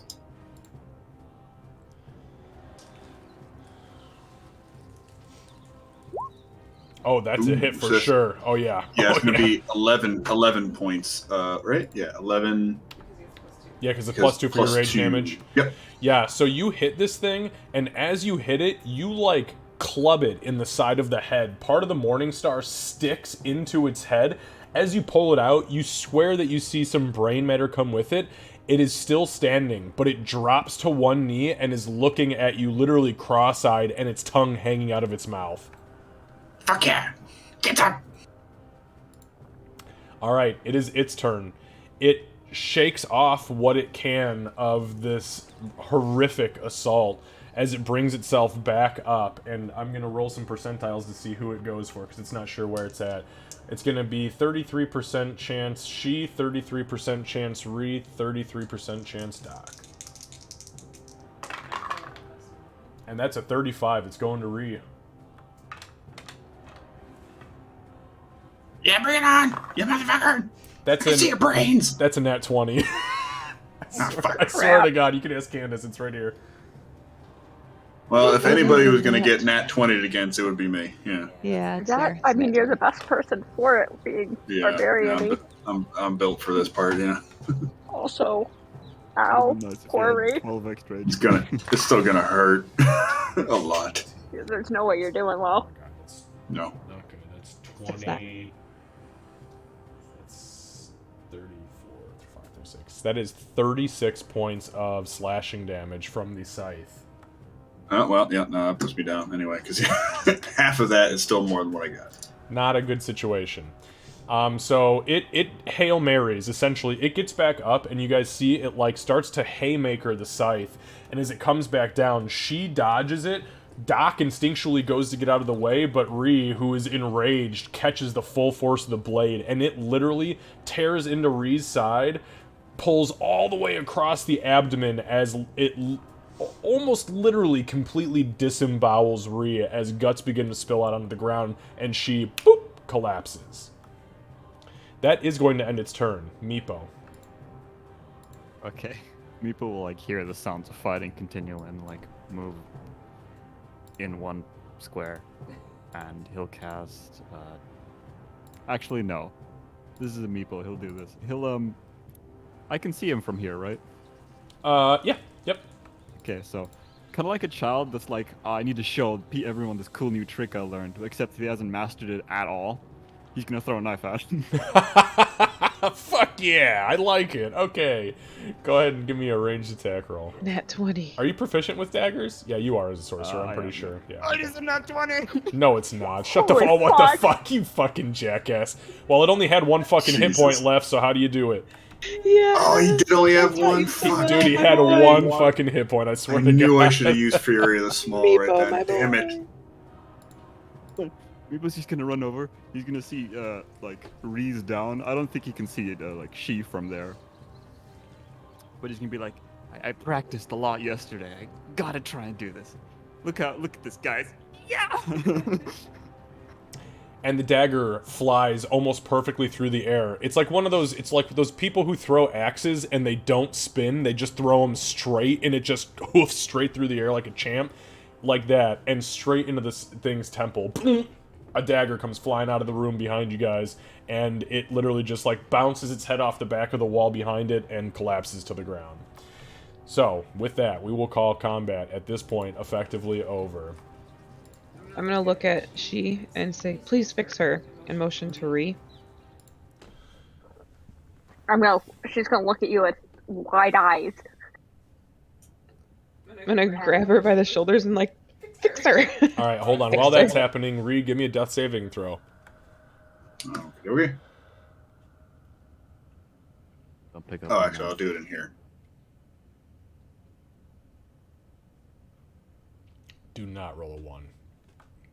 Or be a badass and roll a 20 and just stand back up and be like, I'm good, I'm Oh, good. so close. There So we go. close. Okay. Almost. Adjacent. Yeah, that would have been If- pretty badass though. Reed just like pops up like, I'm good.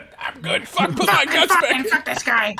Once I notice that she's not healing, I'm gonna use Ree's medicine kit and use a charge. Okay, so Doc very instinctually just collapses to the ground, grabs the kit, and begins literally pushing the guts back inside and bandaging the abdomen, and that will stabilize Ree at this point. And Kevin, if you could just mark a charge off of your kit. Okay. Sorry, I'm a stingy bitch. I only have one left. So I'm gonna see. Let me see this. I'm gonna go ahead and use level 1 Cure Wounds on she. Okay. On me? You said Well, how yeah, bad are you? How bad is she looking right now? Give me a medicine check with advantage. She looks pretty fucked up, but I can't give you much more than that. I'll Okay. tell you this much. You saw her take a scythe like a champ, but she has got a scythe wound. Not a sickle, a scythe. I mean, I'm conscious. Somebody harvested her ass, that's for sure. This looks bad. Maybe you should use your arrows. But all here. I'm sorry, what did you just say? No, like legitimately, I didn't hear what you said. Oh, I That said. was awkward. Oh, I was gonna say. No, not what you were going to say. What did you say? You should Oh, use I your said arrows use your from here arrows. on out. I think No, is what I you said said. use your arrows for right now. Oh, okay, I got you. She's gonna look at you. She's gonna say something very clearly, very articulate, and very much not in common or a shared language. And then I'm going to walk further into the room. As you do so, I believe he reaches out and touches you with the Cure Wounds. Is that right? Yes. All right, so you are healed for 5 points.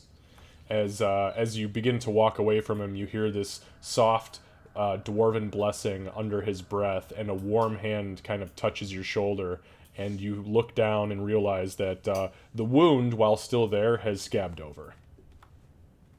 Do you have She's gonna anything keep left moving. for Yeah, I Ree? do. All right, Okay. let's see him. Or her. Sorry. While all that was happening, Meepo will run over pretty excited, grab his knife from the Yeah, corpse. you and be pull like, it out with ease. Like, while everyone's focusing and she's angry at Beaufort, he's gonna be like, you see, Meepo threw it. He's gonna be like very excited, like, child actually succeeding. Since Doc is knelt down right now, she's probably eye level with you right now. So she'll look over and she'll be like, "You did so good. You focused. You did exactly what we talked about. We're just gonna make sure Ree lives, and then we will keep practicing." All right, Ree. Let's go ahead and fix you up.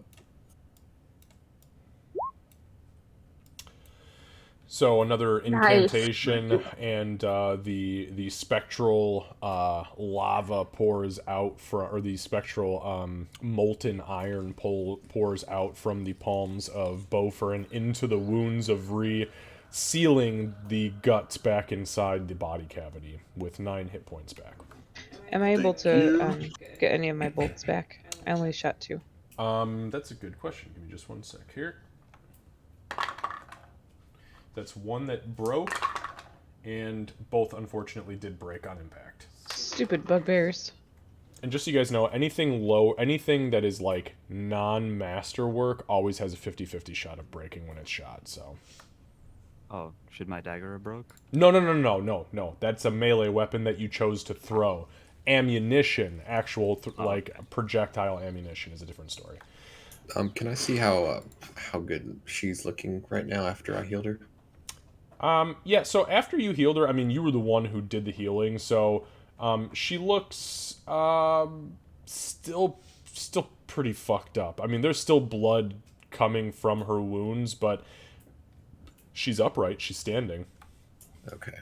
Actually, what I would like to do is, if I walked away, I'd like to go around this corner here and lean up against the wall, grit my teeth, and pour what is apparently goblin piss wine onto my chest, which is going to hurt like a motherfucker. Sure, yeah, and I'm sorry, where were you going? Can you... oh, I gotcha. Yep, go ahead and give me a Constitution saving throw, please.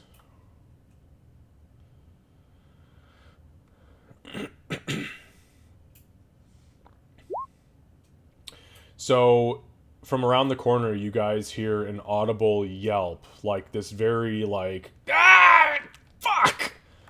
Or probably an orcish a fuck.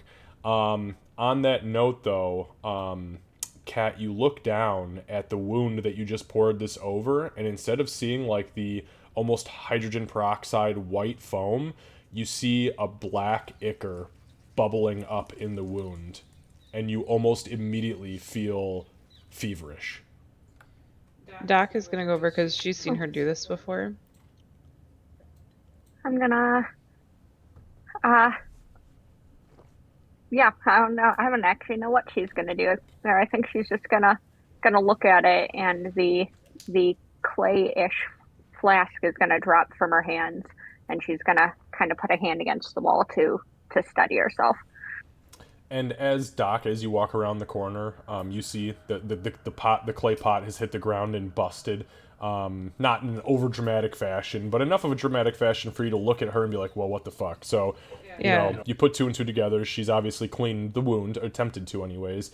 And as you look at the scythe blade wound that was scabbed over from Beaufort, it is wet. It is visibly wet. And instead of like any sort of healthy looking healing wound, it is now got like a black foam that's kind of bubbling up underneath the scab. Doc comes when she comes around the corner. She's already talking. She's like, "Look, I know you can. What did you do?" She's just gonna kind of look up at you, and instead of like her stoic or intimidating thing, there's a flash of like panic in her gaze for a moment before she like blocks it back. She's not gonna say anything. Can I do like a medicine check or something to see if I would notice that she's not feeling well, or maybe a insight or something? I can almost speak for she and say that she would be trying to hide the fact that she's not feeling well. Is that right? Yeah, okay. She, give me a deception check, and Doc, give me an insight check. Ooh, PvP. This is like fucking PvP. I'm digging it. Well, I'm not a deceptive individual. I'm usually pretty clear with my hatred. I mean, feelings. I'm rather insightful. Here's the thing, though. It's pretty fucking close. You can see... Oh, wow. It's really close. It's, like, really close. So, yeah, so... She is keeping it very together. But having traveled with this person for the last 5 days and getting into almost near-death experiences around every corner, you've learned some of the tells. And you see just a glimmer of pink in her green skin. And you can tell that by the beads of sweat that are starting to form on her brow, instinctually, that she's probably not feeling as good as she's making herself out to be. I'm gonna do like the mom kind of thing and feel on your forehead with my wrist, as long as you don't pull away. She'll probably flinch back, but she's a little freaked out, and so we'll allow it. And she's gonna. She's excuse me. very hot to the touch. Doc's going to put a hand on each cheek and say, "Think about what you have to do, and do it."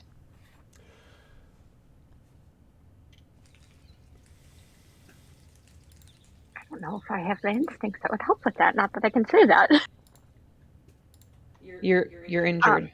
Fix it. Survive. She's going to focus on that, and she's going to put a hand on the chest and like focus inward and try to heal. Yeah, I mean, if you have the spell slot available, you can absolutely do so. Yep. I do. And that, just so you guys know, that came from her seeing that she obviously had no idea that she could heal when I was yelling at you to fix Ree. Yeah, so as Ooh, my instincts were not good there. I blame the fever. Yeah, it's not great, but it's better than nothing. As you put your hand over, as you instinctually put your hand over Doc, she says something that you have no fucking clue what it is. However, being that magic is magic, there is clearly an incantation as well as some sort of small ritualistic touch to the wound, and you do see some of the foam that is building up underneath the scab kind of burn back and seal a little bit more closed, but it's still not great.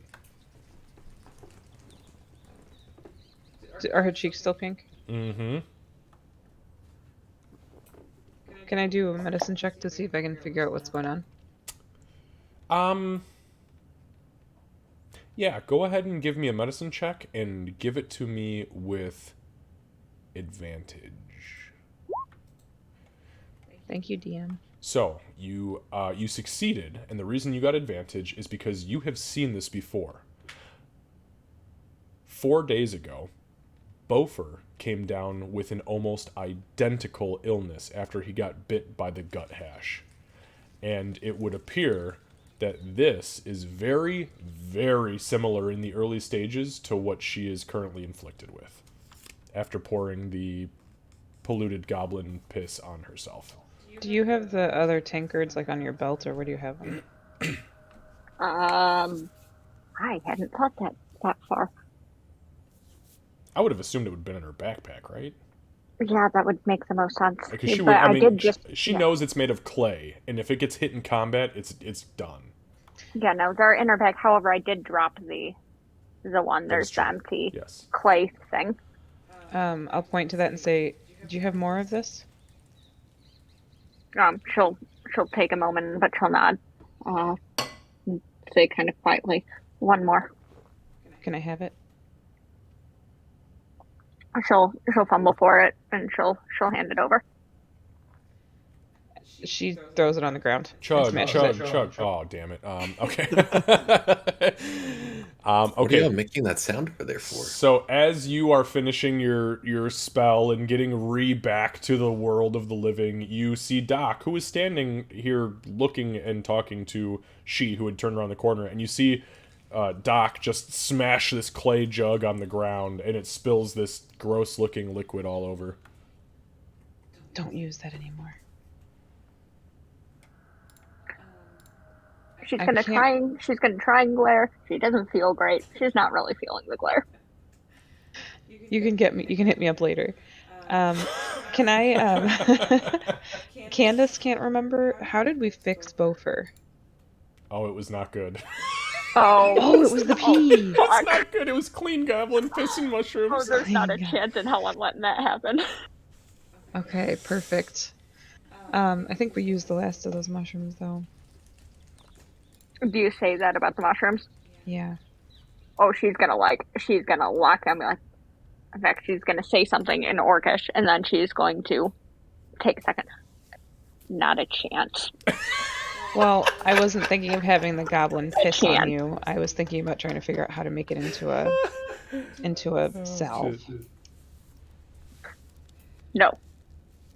Goblins, the way that they do things is not always the only way to do things. That is an ingredient to a healing, restorative salve. To be fair, you did just watch her. You know she just poured this piss all over an open wound. So. Oh, that's going to be my final. Oh, okay, sorry. There could be, if we could find water or maybe even use wine and its properties. Do you have any of those mushrooms left?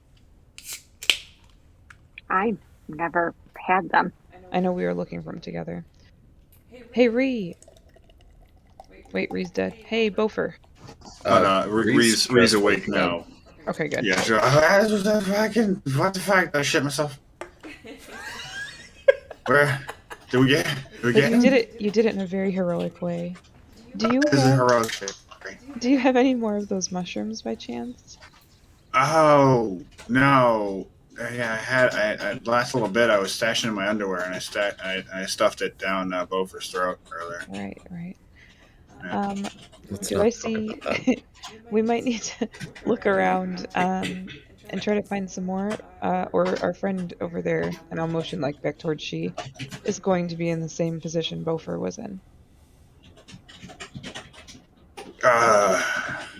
Yeah, okay. Let's take a look.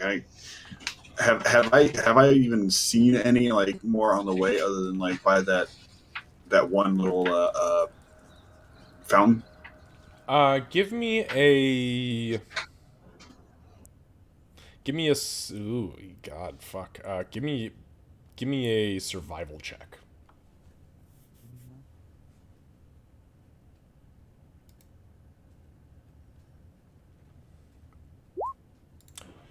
Fuck. Jesus God. All right. So you have not seen any of those specific mushrooms outside of where those wells or those fountains were.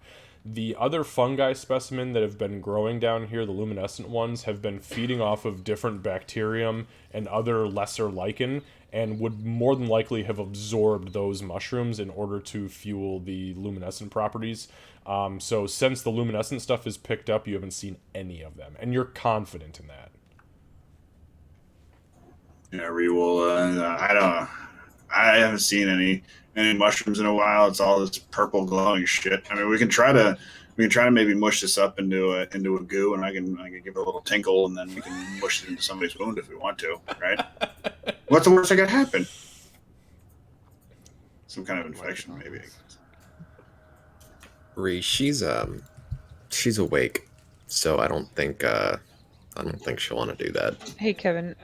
With the imminent danger having disappeared, Doc will notice the door there, where Meepo's standing. I want to go listen at it really quick. I'm gonna shush everybody. Okay, give me 1 sec. Kat, Okay. just so you know, she's total maximum hit points have been reduced by 4 until further notice.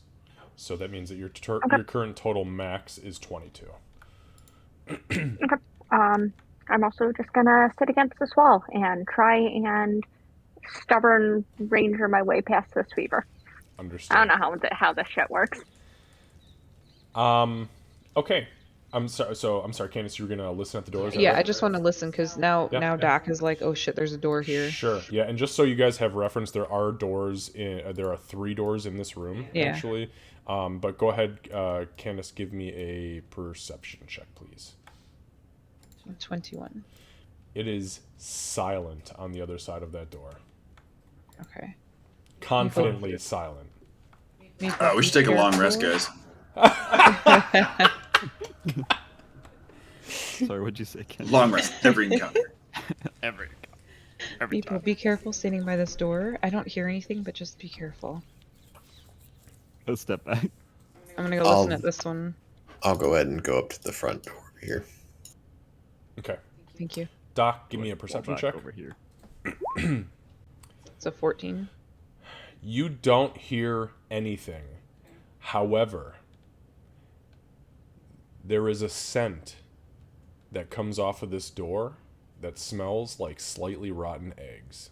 Very sulfuric in nature.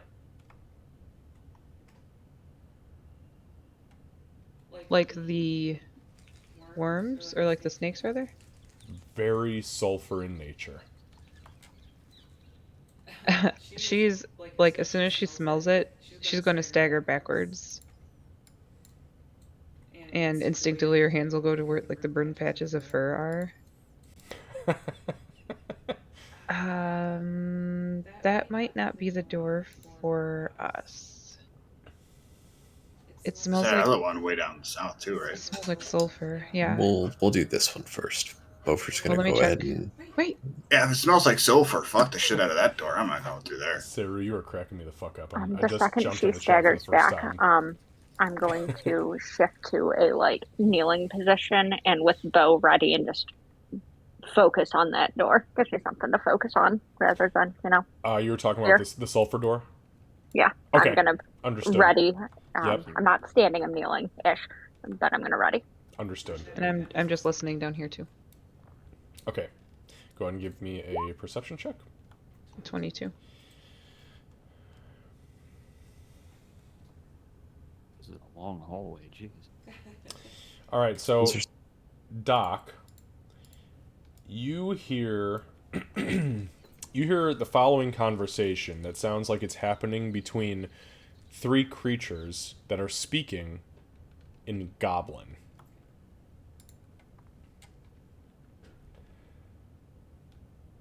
The first voice says, I don't give two shits what you think you saw or heard. The Thokwa is nice and safe and sound, and Bellic, he's going to take care of everything. We know we got a loose one, it's alright. Second voice says, Are you fucking sure about that? That thing snuck out about 3 days ago and scorched the whole place. We had to redig. There's a third voice that says, I don't know about that. I think that if Bellic had any interest in the Thokwa getting loose, he would have probably sent it back to the elemental plane of fire, don't you think? That's about all you hear. She's gonna step back, turn around,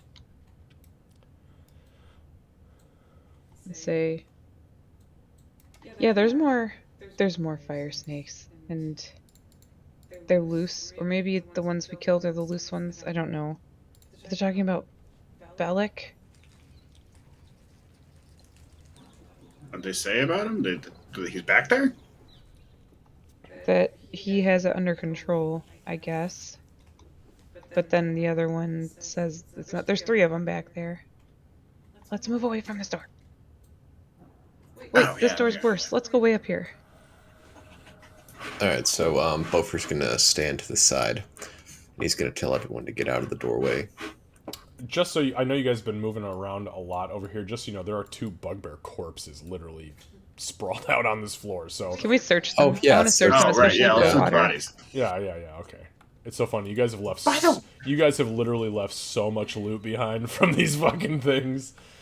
By the way, who brings a fucking scythe underground? What kind of asshole?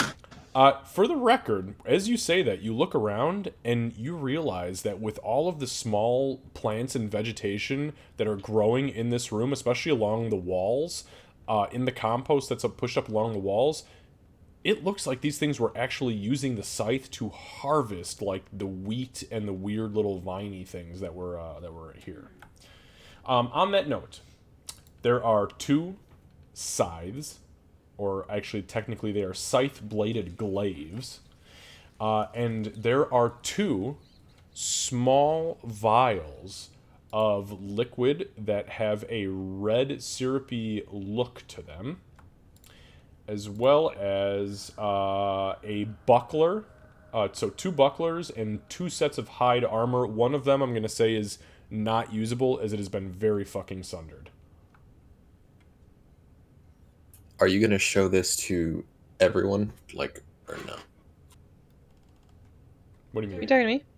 Oh, I was gonna say, like... Oh, if she's is searching everyone- the corpses, I mean, Okay. she's pulling this shit out. And I mean, you guys can see, what you guys see is, you see the 2 sides, you see 2 bucklers, you see 2 sets of hide armor, one's not usable. And then as she's digging through it, she pulls out these 2 vials. Sure, you keep one item to yourself, and now suddenly you're just gonna hide everything from everybody. Do the potions look familiar? No, nobody said potions. I'm sorry. Nobody Do the said vials potions. of red syrupy liquid look familiar? They look very fucking familiar. Okay. They look like potions of some sort of healing elixir or liquid of some sort. But that's what they look like. Okay. Can I smell it to try to It's the hot confirm? sauce again. Or it's hot sauce, yeah. Yeah, you can Still have identify. some of that. Is it? What do you need me to? Is it? Yeah, so investigate? give me a no, give me a well, actually, yeah, because no, let me ask this question before we go any further. Does anybody have? Let me check. Hang on. Hold on. I was gonna cast Identify. Don't you waste your fucking spells. It's a ritual. Don't you waste 10 minutes. Time is precious, you dick. We don't get a long rest from 10 minutes. Okay, no. Or a Serious. short one. So you can roll a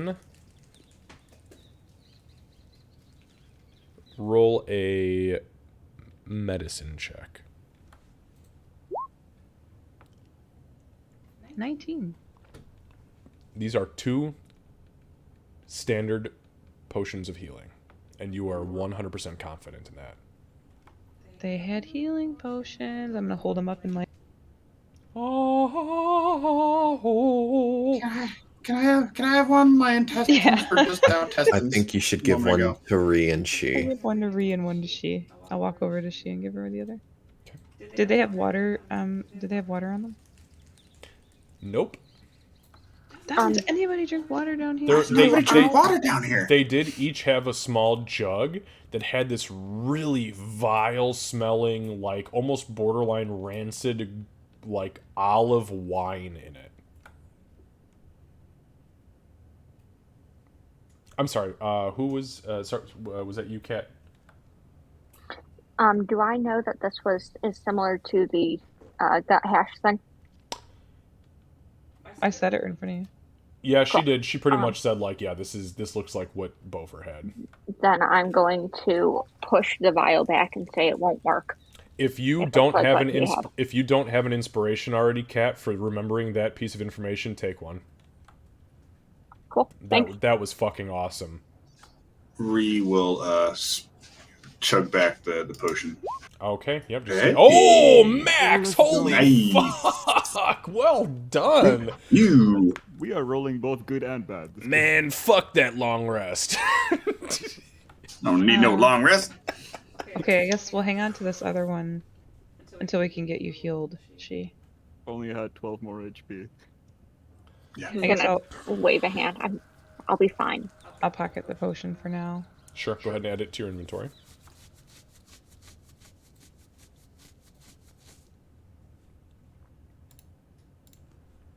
Meanwhile, while this is happening, Meepo's gonna like try and pick up a glaive. Like he'll get us like halfway up, and then it's gonna become too heavy, and he'll start falling backwards. Yeah, it's very and he'll heavy. give up on it. It's very And then he'll awkwardly give up on heavy. it. But you're a champ for trying, and everybody loves you for that. So. While this is going on, Beaufort's gonna start walking to this door up here. Okay.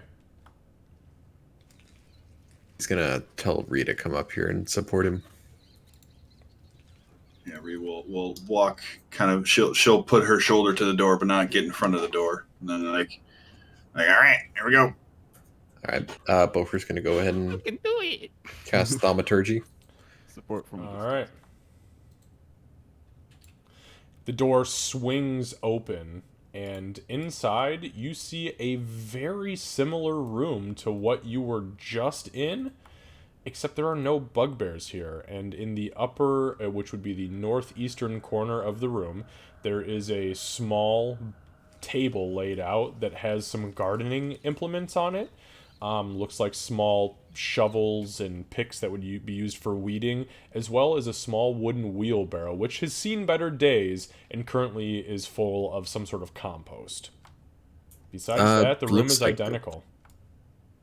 Looks like there's nothing, but I think there's a few doors in this room. How about we if we get everyone into this room so we have a buffer between the goblins or whatever's down there. Yeah, all right. And yeah, Ree will enter the room. Doc Yeah, will help as well as she if Beaufort. she wants or needs help to walk up. Oh, I'm not that bad off yet, right? No, I mean you can still function. You're still ambulatory at this point. God, there's a medical term I haven't thrown around in a while. Fuck. She's not going to like reject the aid, but she's gonna stand on her own. Okay. All right. Maybe come Doc, all the way into the room. Doc, this can you one. come help with this door up here? Is it stuck? Do you need me to loosen it for you? No. Can you just check it so we don't almost die I'm again? gonna listen. All right.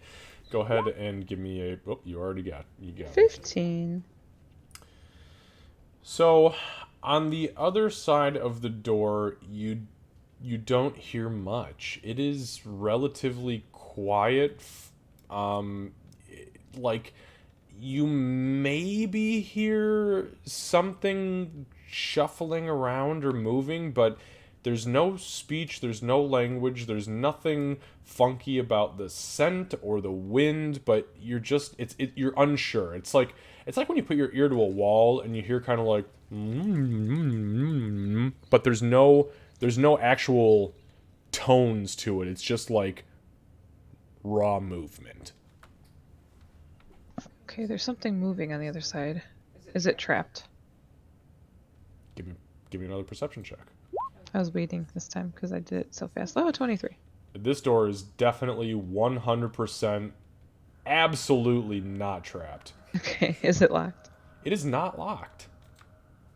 I think the trap is on the other side. It's whatever is moving. All right, Ree, let's get to going on this thing. Ree, are you good?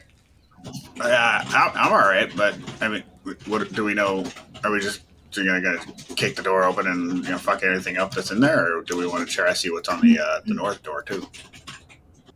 I can go up and listen at least. Yeah, go Yeah, I ahead. might as well just explore all our options here before we start Can I kicking medicine down check doors on and Ray? smashing foreheads.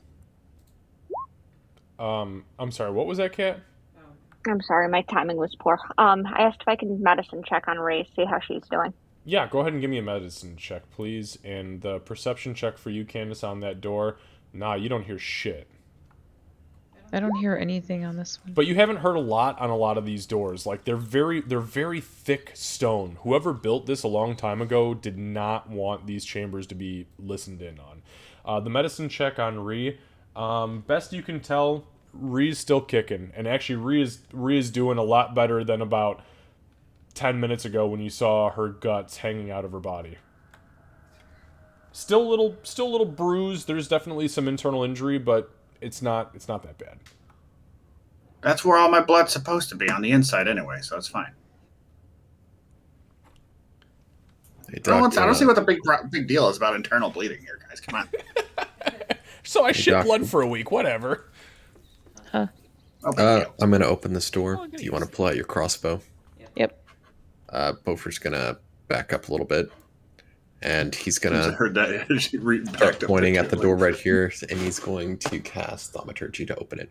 All right. Give me Can I have just my 1 crossbow sec. ready? Where are you at? Okay, gotcha. Okay. I'm semi-standing behind Doc. All right, give me just one moment, and I'll give you guys a little bit of info on what you got going on here. All right. So first of all, there's a luminescent mist that blurs the edges of this octagonal chamber. Nodules of glowing fungus dot the stone walls and the ceiling, as well as the caps of toadstools and mushrooms, small polyps, puffballs, and lichen. The humid air reeks with rot. Absolutely reeks with rot in here. Inside, you see 3 skeletons that are dressed in robes, very much like the ones that you saw when you descended into this place, into the grove level. And they are currently in the process of tilling what appears to be a room absolutely ripe with compost. On that note, we're going to go ahead and enter our combat order because they do turn to you. However, you will all get a surprise round on them. So bear with me for one moment here. One quick question, Xavier. Yes. I was trying to do the channel divinity, and was that before or after the long rest? That was after the long rest. That would have had to have happened. Understood. Okay.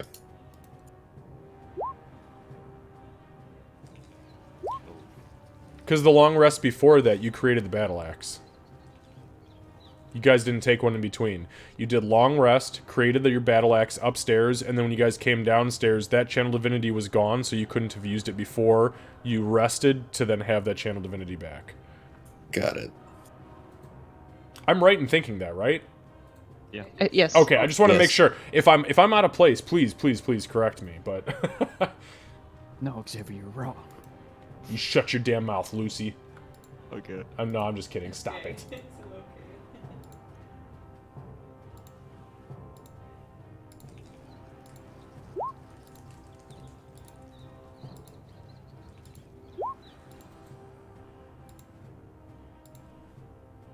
At least I'm not going left. No.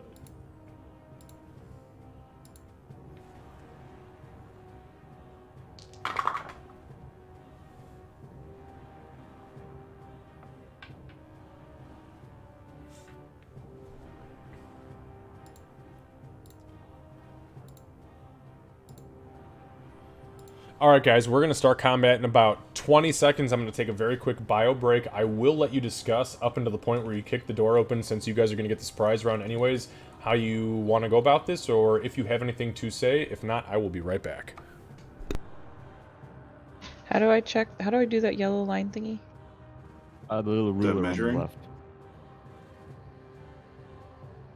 Underneath the magnifying glass icon. Okay, I should be able to see him pretty clearly. You know, Reese kind of might almost suggest just close the door again. Like, oh, nope.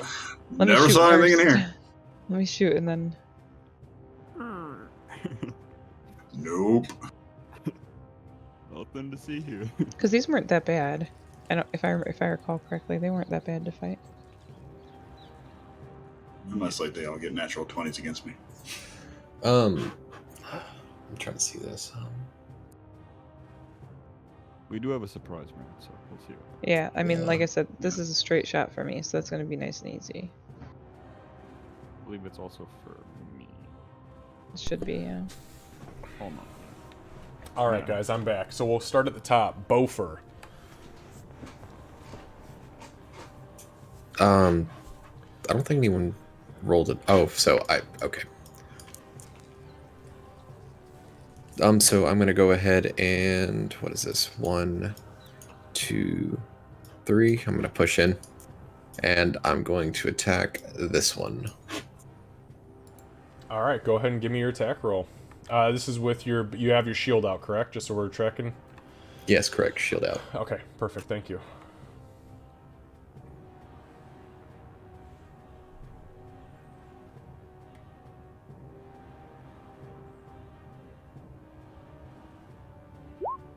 Oof. Ooh, unfortunately, you swing at this thing, and it's literally only armed with a shovel.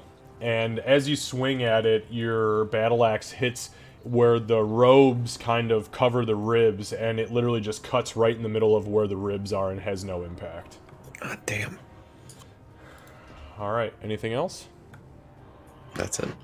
Alright, we're gonna go to Doc. Remember, you guys are getting the surprise round, so they have lost all their attacks this round. Yeah, I should have a straight shot to this one. Sure fucking do. Okay, I'm gonna use my crossbow. Alright, go ahead and give me an attack roll, please.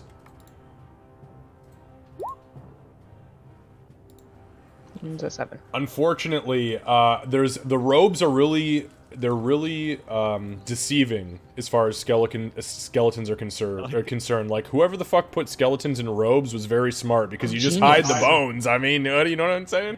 And yeah, your crossbow bolt pierces through the robes and shoots right behind it. Doesn't impact it. Since Bofer ran in there, I guess I'm gonna finish my turn by moving in as well. Sure. All right, that's gonna bring us to Ree. Ah, fuck, we're moving in here. Okay. Oh, I had the wrong tool, that's why.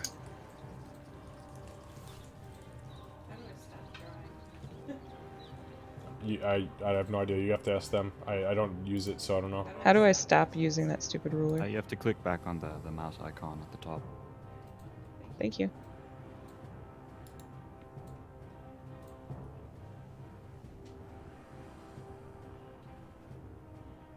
We will go.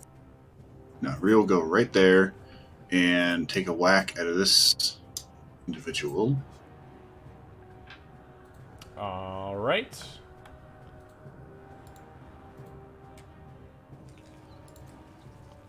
Not javelin. Yeah, no, not the javelin, please. Ugh, An 8, unfortunately, no. Again, like, you swing at this thing and it, like, has the shovel already up, and you guys hear this kung as it hits the shovel and partially crumbles some of the rusted iron on it.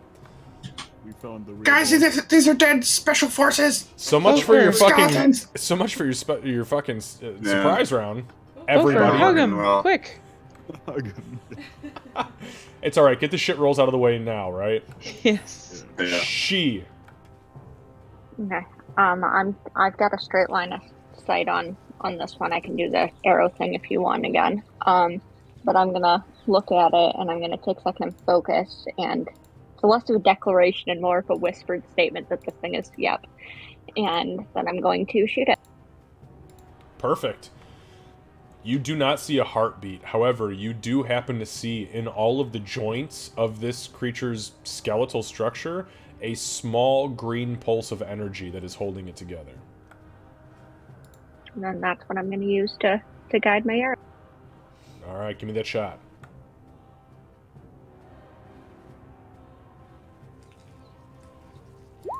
Fucking robes. Unfortunately, yeah, you shoot and it hits the robes and kind of like clatters off of one of the ribs and just it hits the ground next to it. And I will not be moving because I happen to like this wall being nice and supportive. All right. Meepo. Meepo, you have been marking off your spell slots, correct? I have, yeah. Okay, perfect. Thank I've you. only used one spell, so. Meeple's gonna run over to this door. I guess he'll be standing in the middle, but I can't put him in the middle. And he's gonna cast, since everyone's around that one, he's gonna cast Frostbite on it. Okay. And I'm sorry, that is a Constitution saving throw, is that correct? Yes. Okay. Can't miss. You just can't hit your friends. I was going to say, I could save against it. I rolled a 17, so. Yeah. Nothing happens. Okay, so yeah, you guys see the frost start to build around this thing's, like, bones, but it just kind of melts off almost immediately. I am going These to are close the door and run away. indestructible. Yeah, close the door. Nice. Okay, back to the top. Close the fucking door. We are in regular order. Nobody did shit during your surprise round. Nobody hit anything. No, that's not true. I lost a bolt. I lost an arrow. Thank God we didn't lose any spell slots. Yeah, I'm glad I used a cantrip. Cantrips for days, baby. All right, back to the top. Real initiative order this time. Bofer. Here we go, +4. Oof. No, unfortunately, you hit the second spot in the robe, and you're like, were these cultists in a prior life? Because man, that thing's got some padding. End turn. All right. It is the one that you just swung at turn, and now it's gonna swing at you. Not 20, here we go. I was gonna say, honestly, it doesn't have a whole lot of a better chance to hit you, so we'll see. Nope, I rolled a 12. So yeah, it swings at you with the shovel, and you throw your shield up, and you just hear this boom, and that's the end of it. Doc. I'm gonna hopefully slash the fuck out of these stupid robes.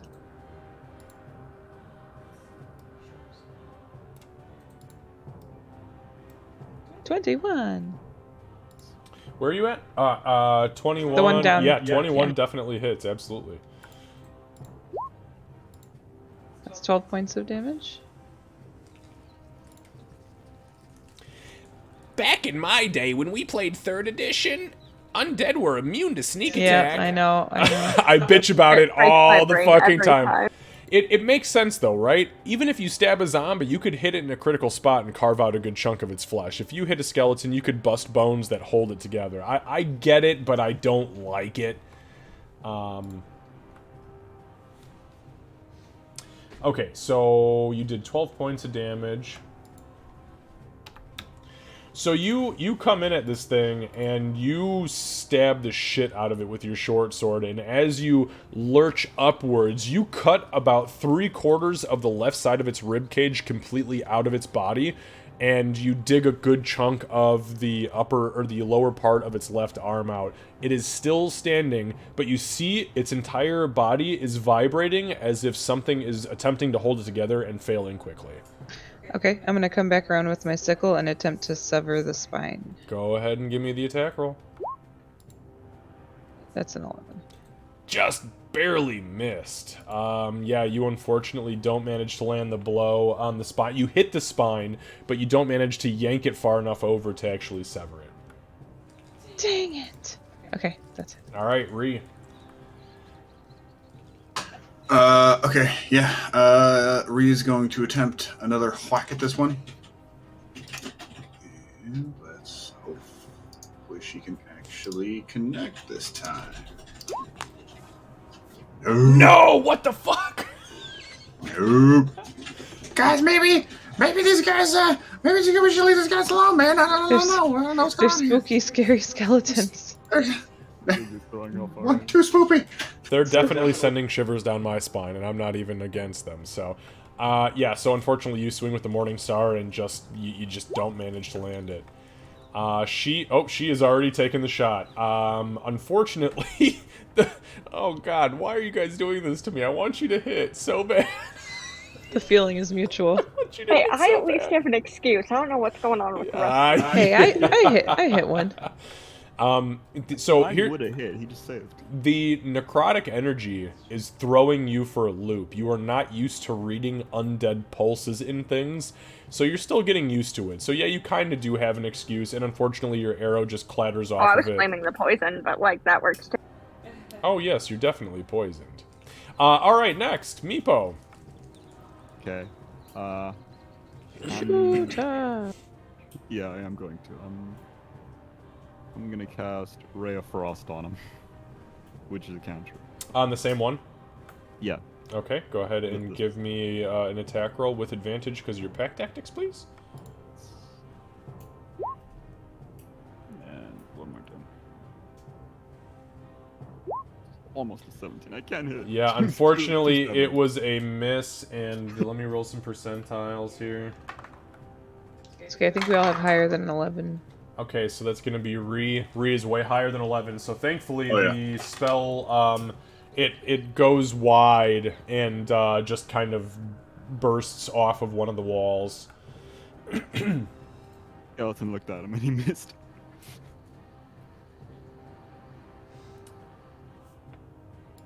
Alright, so there is a movement from the center of the room as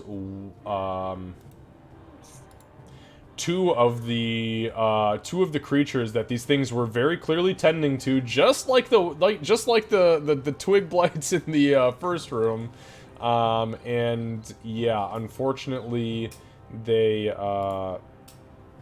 lurch to life and they begin to move. The first twig blight is going to move forward.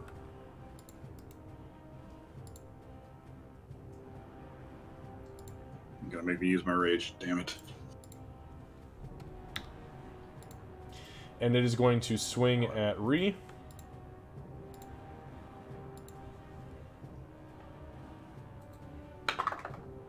And that's a nat 1 on Jerko's dice, by the way. This is a custom fucking made dice set. Nat 1. So thanks, Jerko. You jerk. No, I'm just kidding. Thanks, Jerko. Thank you, Jerko. It does miss. 1 second, I'm gonna reorder this. Hey, you've had more natural 20s than nat 1s. Not wrong. It's true.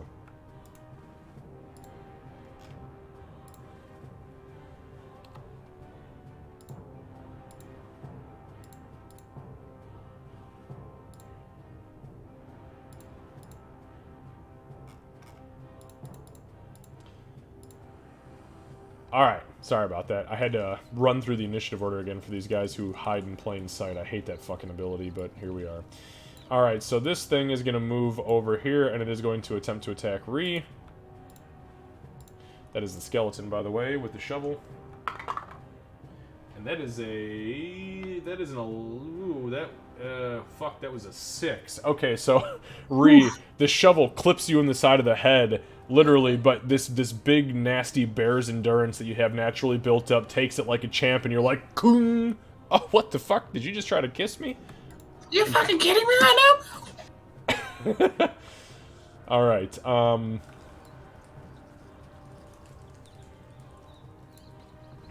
this guy is going to run out of the room, as everybody is very heavily engaged inside. And it is going to take a swing at Meepo. That's only an 11. Unfortunately, that No, does it not doesn't hit hit. Meepo. So, it does it claws at you, Meepo, and for a second you see the flash of your sweet little potted baby upstairs, and you just hear in your head, Mama, as it claws at you viciously. Very creepy.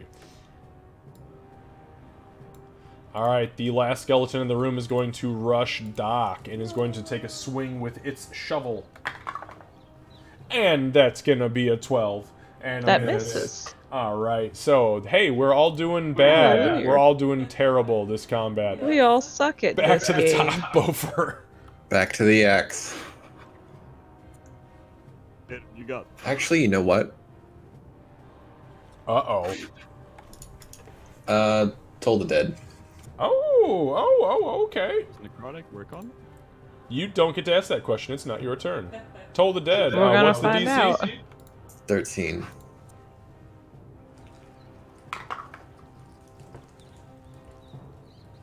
It's, what is it, Wisdom?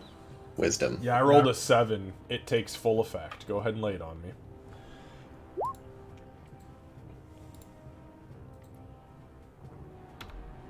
So as you slam the axe on the shield, this wave of necrotic energy hits it. The last little bit of necromantic energy that was holding it together completely dissolves, and the entire body turns to black dust as it collapses to the ground.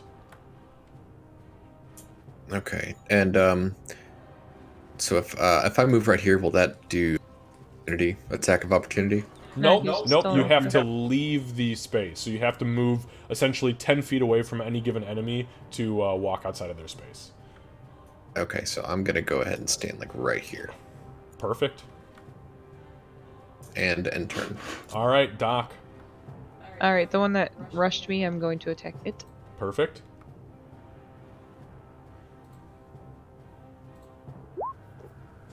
$16. 16 hits. 11 points. Yeah, so you swing at it with the short sword, and again, you cut, and you just see literally ribs just bust out of this thing and begin to fall and collapse underneath its robes, almost like it's shitting its own ribs out. But try- it's still standing. I'm gonna try with the sickle again to grab at the spine and kind of, since it's in front of me, I want to like wrap around and pull it toward me to break it. All right, sounds good. You're either gonna kill him or give him a hug. Nat 20. Well, all right. Yep, you kill him because your minimum is gonna. Yeah. Yeah, so you snatch him with the sickle, and as you lurch forward, you just feel this you feel this like physical bust as the entire body shifts. The top half falls backwards, and the front half, the pelvis, lurches at you and actually bounces off of your knees. It's really awkward, but it happens, and that's that. And I, would I have seen, because I don't want to be meta, would I have seen the one go out by Meepo? Let me make a roll here. Okay. Nope. Okay. Nope, you didn't notice it. Boop. All right, Ree. All right, Ree will spin and whack at this gentleman right here, Twig Blight, I think it is, right? Yeah. Come on, hit it. Ah, fuck. 13 hits. Oh shit, it does. Nice. Hey, I hit something. It's gonna be 6 points to owies. 13 just barely hits, by the way. 6. You smack it with the Morning Star Re, and literally, as soon as you hit it, the entire body just detonates into this spray of thorns and dried up, grimy vines. Yeah, I helped. I did a thing. All right. Anything else, Ree? All set. That's it. All right, Meepo. So Meepo will turn to this like plant creature, but like how close to resembling my plant buddy upstairs is it? It's very close, in that you had never seen one up until that point. But the difference between the two is that the one upstairs is in its very, very, very early sprouting stages. Like, it's literally in its toddler years, whereas this thing has warped and twisted and just it looks very gnarled, very aged and weathered. Ah, okay. Very angry. He's gonna look at it and go, You are not my friend. You're not Meepo friend. Meepo friend, nice. and then he's gonna swing at it with his 2 knives. Fuck yeah. Awesome. It's pruning. Yeah, I don't have pack tactics because no one's within 5 feet, so. That is correct. Yep, straight rolls. Yeah, it's still go. Oh, fuck. Holy shit, dude. You have a +5 to hit with your fucking Meepo's dagger? really fucking good I have a with those. +3 Like, to on my dexterity, and then +3 Oh to yeah, proficiency. plus your yes you do. Okay, give me some give me some fucking damage, I guess. Jesus. Oh, I rolled. What the fuck? Meepo? What the fuck? This thing only has 4 hit points. Alright. Meepo, okay, can I just say that Meepo kills more creatures than anything in this fucking game right now, and he really does have a high body count. It's pretty nasty. I'm like embarrassed for me and my NPCs. Yeah, you hit this thing with the dagger and literally like you stab it in the side of the head, like where the head should be, like nasty kobold tactics, right? And sure as shit, you hit something solid. It feels like a nut, like a walnut, and it just literally the whole body shivers and then just collapses into a pile of twigs.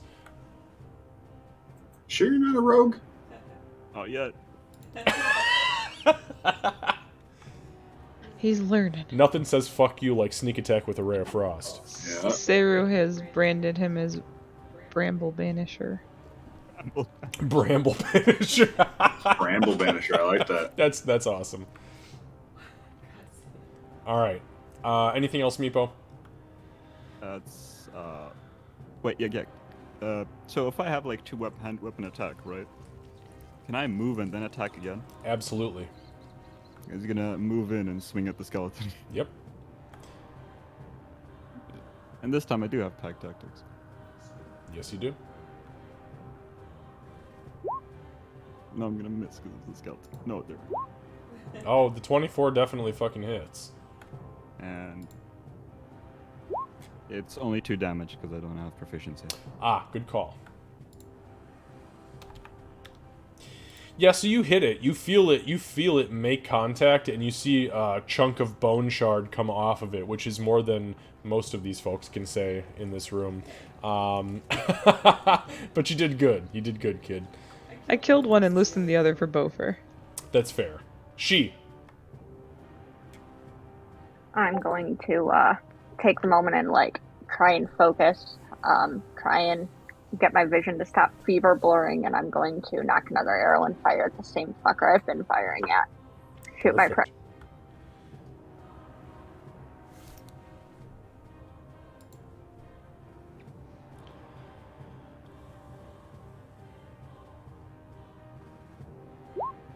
Oh no! Dead. I get extra damage for the savage attacks, plus I get my 2d6 for Slayer's Prey. I mean, Correct. I'll let you roll it just to see what it is, but there's really no need. Yeah, give me the 2d6. I'm just curious. This is gonna end the combat effectively. Oh fuck! Oh fuck! Stop it! No! And that Stop extra you! We one is saved for- him. I We refute saved you in the him. name of the Lord. Stop it. God damn. 8, 10, That's- 16, that's a lot of 20, damage. 25 damage. It only had 11 hit points left, but fuck me, I guess. Alright, go ahead and while I end combat, give me a description. How do you end this fucker? kind of did my descriptor beforehand. Fair enough. Fair enough. What happens to it when the arrow hits?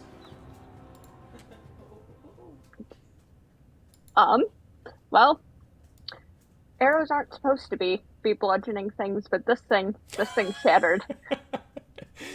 Yeah, as soon as you hit it, like where the collarbone kind of like reaches around to the spine, it literally begins to just turn to dust. And as it hits the spine, the head lurches forward, the lights flicker out in its eyes, and the rest of the body follows suit and just collapses to the fucking ground. One shot, one kill. And that will effectively end combat for where we are at. So. The room has fallen silent. It stinks like rot in here. You can tell that this is a very heavily composted room. What do you do? Beaufort's gonna start. Look around. Yeah. Oh, Beaufort's gonna start walking around and asking everyone if they were hit or if they're all right. I'm actually all right. Okay. I'm gonna search the bodies. Go ahead. I'll start looking around the room too.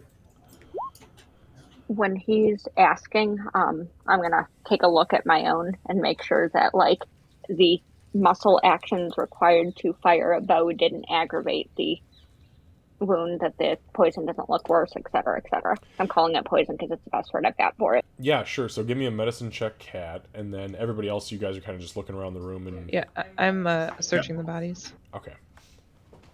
Especially for like watering cans or anything. Yeah, Kat, you are, as your vision kind of shifts out of the, like, hyper-focused, like, feeling the heartbeat, but feeling this necromantic energy holding these bones together, situation, you have no fucking clue about anything that has to do with you or them or anybody around you. You're kind of almost in a borderline daze with that nat 1. It's not severe, but it's enough to kind of make you go... Ooh, shit. And you look down at your arms and you're like, okay, I can still fire. I'm good. I've still got my muscle strength, but my body, I am feeling slow and sluggish and tired. I'm sleepy. On that note, looting the bodies. So there are 2 piles of sticks and there are 3 piles of bones that have old, like, 2 to 3 to 4 to 5 to 600-year-old robes on them. And there's 3 shovels, which are not in great condition. That's it. That's all you see in here. Maybe we should get out of here and go up to the room up north. So what are they doing? They're just farming twig people? Is that Sounds like it. Wait a minute. If they were farming twig people, there should be water. That's what I was looking for. Yeah, right? What the fuck? How's there no water? How about we get some of the shovels and look down and see if there's any water? Do we want to drink water from in the ground down here? Oh, yes. When you're Yes, please, somebody talking drink about it. that, What? I'm gonna Sorry. go and we often had to search for water. I mean, we had to prep for the camp. That's something I'm used to doing, is making sure we had good areas for that. I'm gonna go in and look and see if I can see any sources or get any indication of if there might be water sources nearby. Where are you looking, Kat? I'm gonna go into the room with them. Okay, sounds good. Yeah, why don't you guys go ahead and give me, whoever is best as far as... Well, actually, I'll tell you what. Kat, you give me a survival check, and then anybody who has proficiency in survival, if you want to assist her, then you can do that as well. Yeah, I'd like to, and I am also. Oh no, yeah, I'm an Outlander too, so that Same. might help in those. Okay, yeah. Oh, you guys are both probably- Outlander? Yes. I'd probably be best to help in that situation then. Yeah. Sure. So, okay, on that note, since this is a very particular situation, if you are both Outlander and both proficient in survival, each of you give me a survival check with advantage.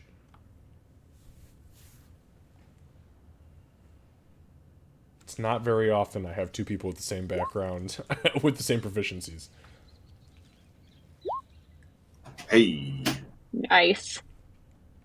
So, You two immediately grab shovels, realizing that this is a heavily composted area, meaning that typically if you were going to be above ground or in somewhere that is going to grow mushrooms and compost and turn things over, there would be a water source.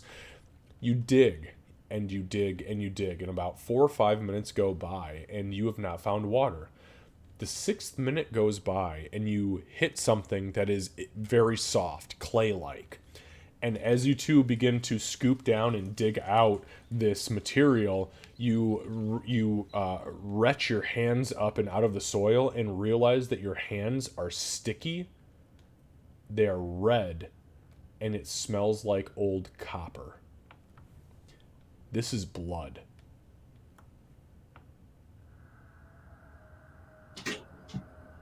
What the fuck? They feeding? They using blood to feed these things? That sounds. Wait a minute. That's interesting. I've never heard of that before. I'm just quickly gonna go to the bathroom. Be right back.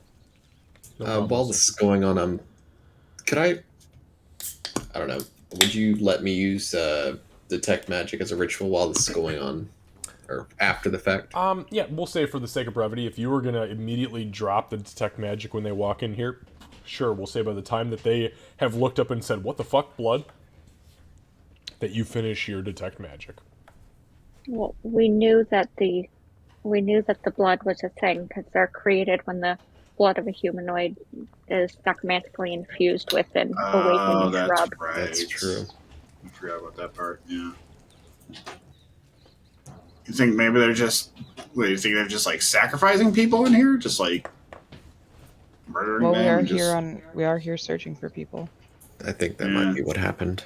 I think that might have been what happened if we didn't save Urki and those other kobolds. Mm-hmm. Also, can I get any arrows back while we're in here? How many arrows did you fire, Cat? I fired. Oh God. I thought I only fired. Oh, yeah, that's why I'm looking at the wrong day. Sorry. 3. 3, thank you. And I did 1 bolt if possible, please. You recover all 3 arrows, Cat. And Candace, how many bolts? Just 1. And you recover your bolt. Yep, nothing broken here. This is a very soft, Because it was delicate all room. robes. Yeah, robes for days. All right.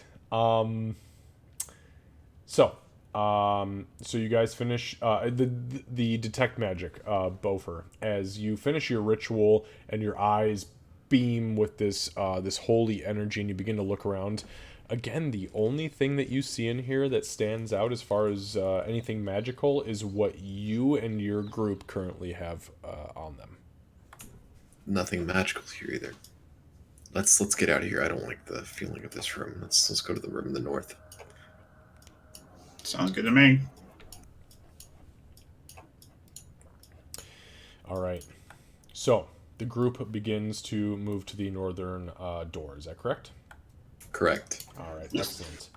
So, what would you like to do? I think you've checked this one already, haven't you? Yep. Gave it a listen, didn't hear anything. Oh, I okay. didn't. All right. Buffer's gonna go ahead and cast. Hold on, wait a minute. Yeah, he's gonna go ahead and cast Thaumaturgy and open the door. Okay. Give me 1 second.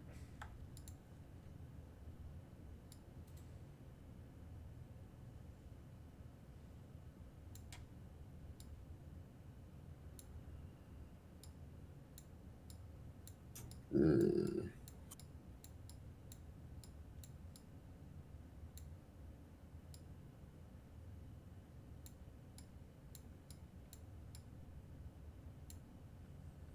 All right. So,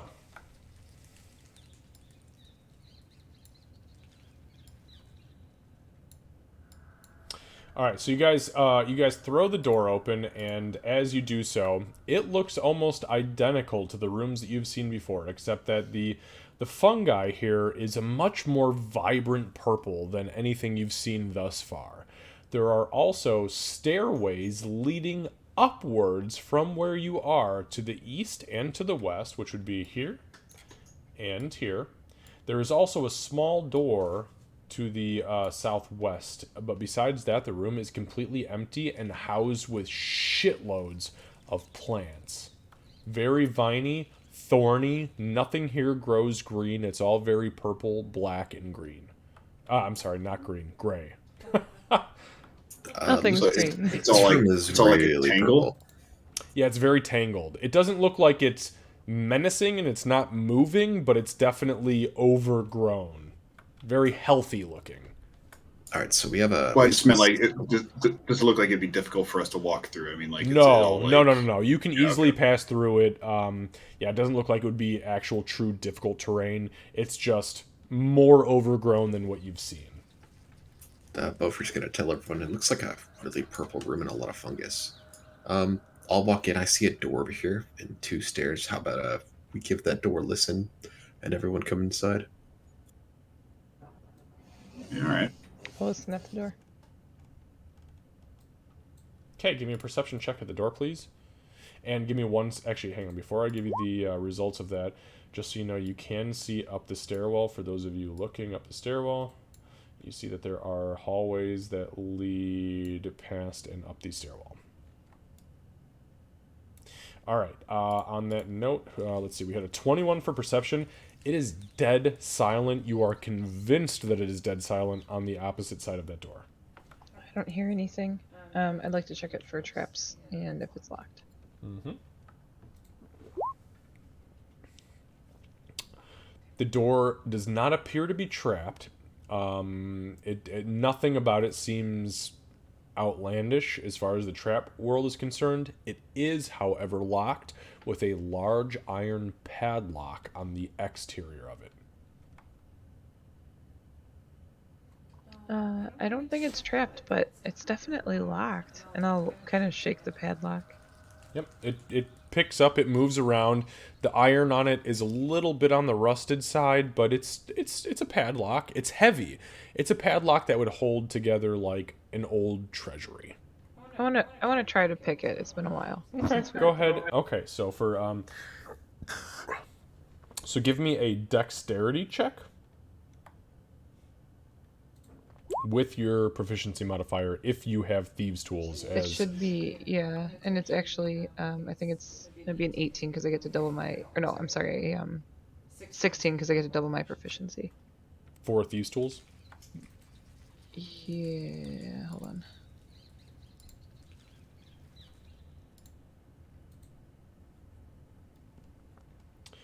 You are proficient in thieves tools. Yes, you are. Yeah. Wait. Oh, but you have what the fuck is that ability called? That's what I was thinking. Yeah. Yeah, hang on. I'm gonna help you find it because I want to make sure that we have it right. Expertise in thieves tools. Holy shit, you are a smart kitty. Okay, so that's a 15, 16, 17. Well, it's a 15 plus your dex, which is 3, Right. plus 2 for your proficiency modifier, plus 2, so it's plus 4, so it's actually a 19. 19. Yeah. Yeah, you picked the fuck out of that lock. you put your thieves' tools in and it almost goes and opens. I may have woken up. Saw you now. Yeah.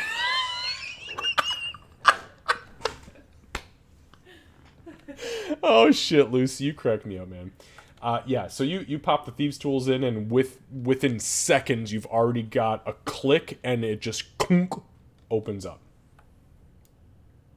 I'll look over at Beaufort and be like, "That's how it should have gone before," and then remove the lock and take a step back. All right, Rhea, I'll take it from this. I'll go ahead and push the door in and move in. Okay. And I have my crossbow ready. All right, give me just one Sorry. moment. Sorry, go ahead, Lucy. Xavier, while they were doing that, can Meepo like try and... He's not gonna go up the stairs, but can he like try and look over the edge? Like sneak up over the look over the edge? Oh, of the stairs? Yes, give me just Yeah. one moment here. We haven't worked on stealth yet, Meepo. No, hold on. You let him do his thing. That's sneaky. All right, so yeah, Meepo, the hallway goes down about 35 feet and then turns sharply to the south again, as you can see with what I just revealed. He's just gonna run back down and be like, Empty for now, but it make turn. All right, Beaufort's gonna keep continuing down. All All right. Anybody moving with him, make sure that you do Yeah. so. Give me a Are sec. we doing this Well, stealthily? everyone, let's move. I don't think anybody did this stealthily. Beaufort's, No. Beaufort's I fat can't ass stealth just at walked all. right in there. If Beaufort's Okay. going, then we can't usually move stealthily. And I'm gonna step out into the light. What? There he goes. The darkness He's gone. consumed him. I'm It's gone. gone forever. He Gone dead. forever. Nope, that was it. TPK, folks. Oh. All right. So, give me one moment.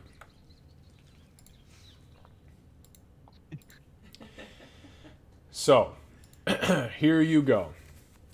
Dragon carved granite blocks line this chamber's walls and ceiling, though many are crumbled and broken, leaving stony debris on the floor. A huge marble statue of a rearing red dragon stands in the curve of the western wall.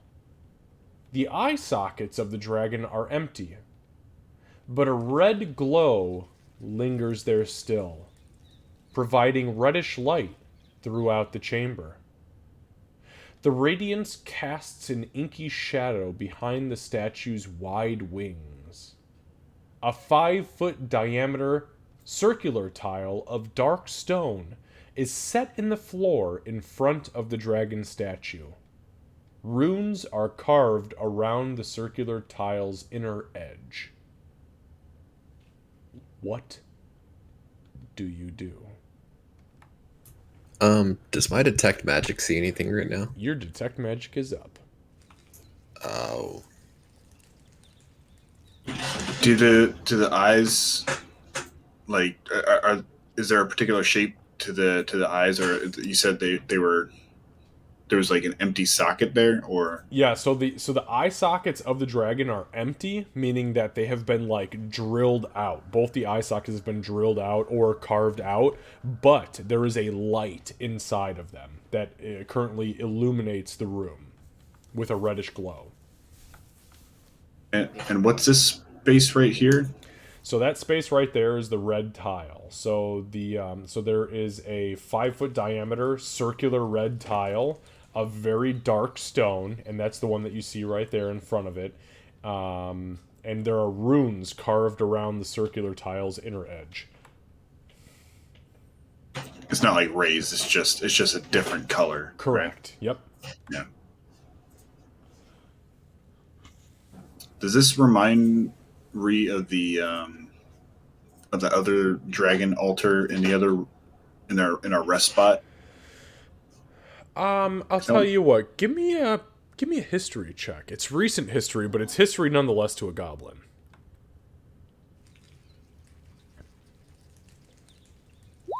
Not with advantage. Yeah, we'll take the 13 obviously as the first roll. Yeah, so all of the dragons that thinking back on it, all the dragons that you have seen depicted in this entire place look identical to the one that's in front of you. And it is a great worm. It is a dragon that is over 2,000 years old.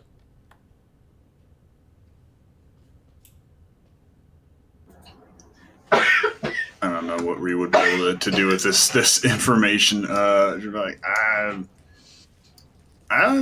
there's some weird shit going on with these statues. I wonder if there's some kind of like altar or some shit. I mean, you gotta like sacrifice babies to it or something. Could I see the origin of the stonework and what it's for with my stone cutting? What does stone cutting do?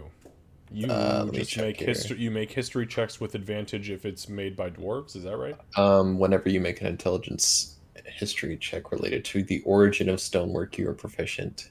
You are proficient, so you just had your proficiency modifier. Okay, so make a history check for me and add your proficiency modifier if you are not already doing so.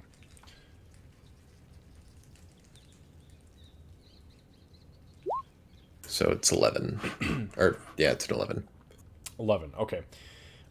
So you are not. It looks very familiar to the rest of the stonework that has been seen in the entirety of the citadel, but you're not sure of where this exactly comes from.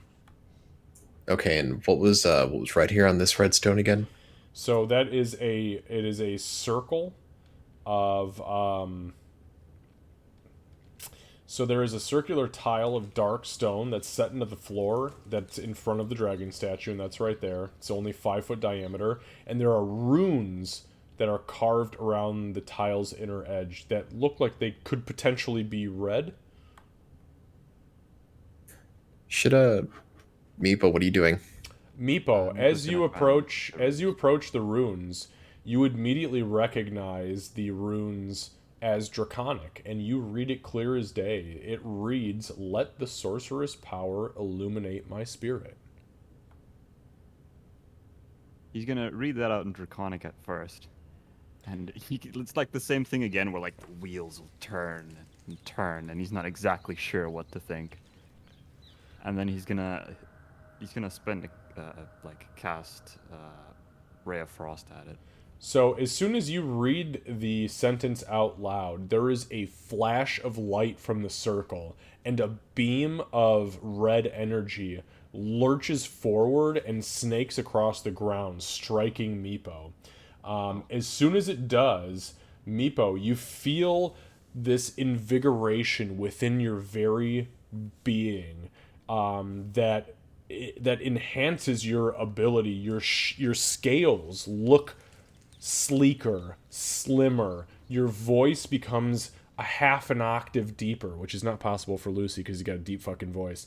But for the next 24 hours, you have advantage on all charisma checks. As he looks around, you guys all look at him almost in borderline awe, because he is just there's something different about him, and you're not sure what it is. That was weird. Damn, people, you're kind of sexy all of a sudden. This is weird. Meepo does not know what happened.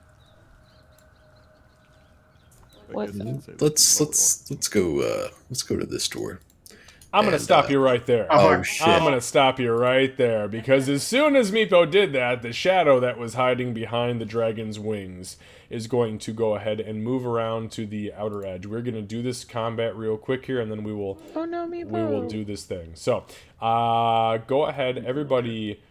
I need you to roll for initiative. Oof. Gopher, no good. Hey, at least I My dice got didn't it. even roll. It slid across the screen on a 9. Mine rolled from a 17 to a 3.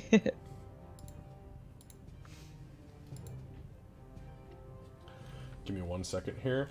Oh, I Just forgot to put just in so my you card. guys know, this is what you see. As it is literally attempting to chokehold Meepo. No! I'm sorry, Lucy, did you say you didn't click on yourself? What'd you roll, buddy? I rolled a A 9. 9? Okay. Did anybody else roll differently than what I have on here right now? No, we're all good. Okay. So it is going to get a surprise round, so we're going to start with it.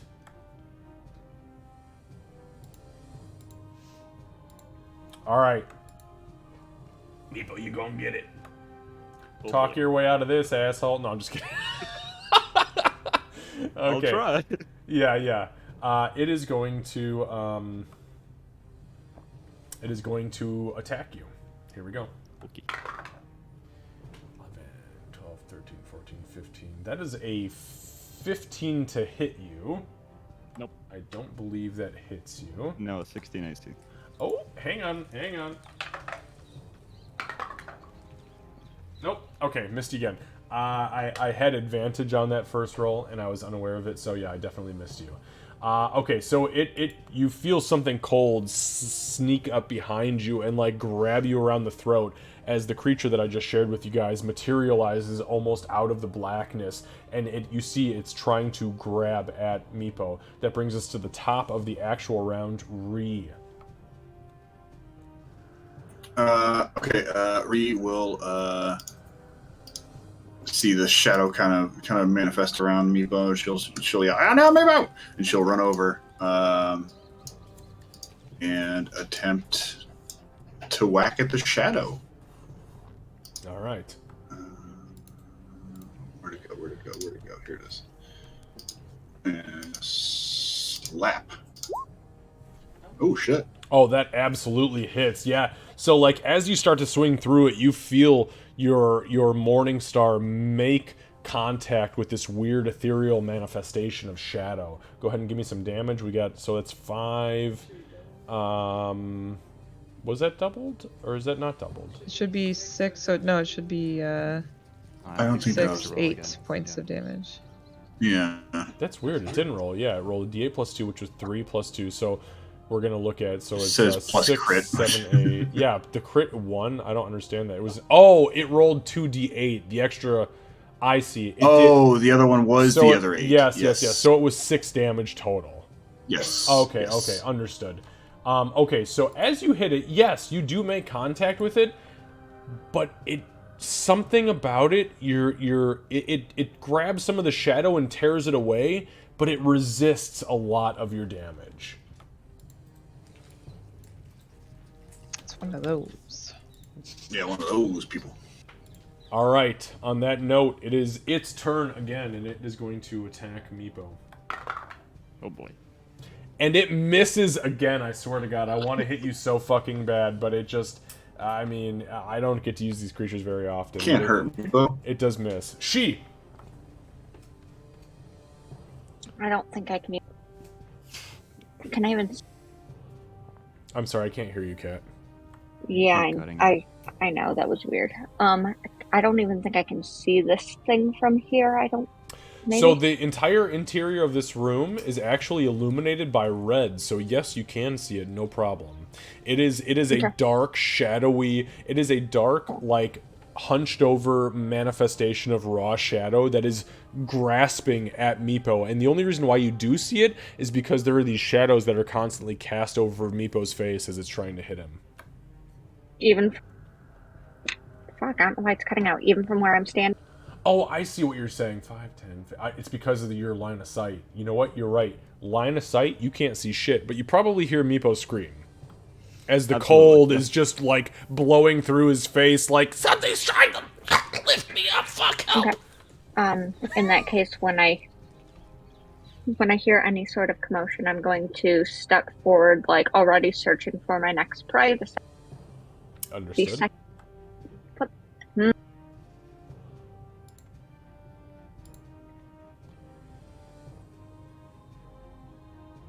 Cool. For this one round, I am doing voice activity then because that's pissing me off.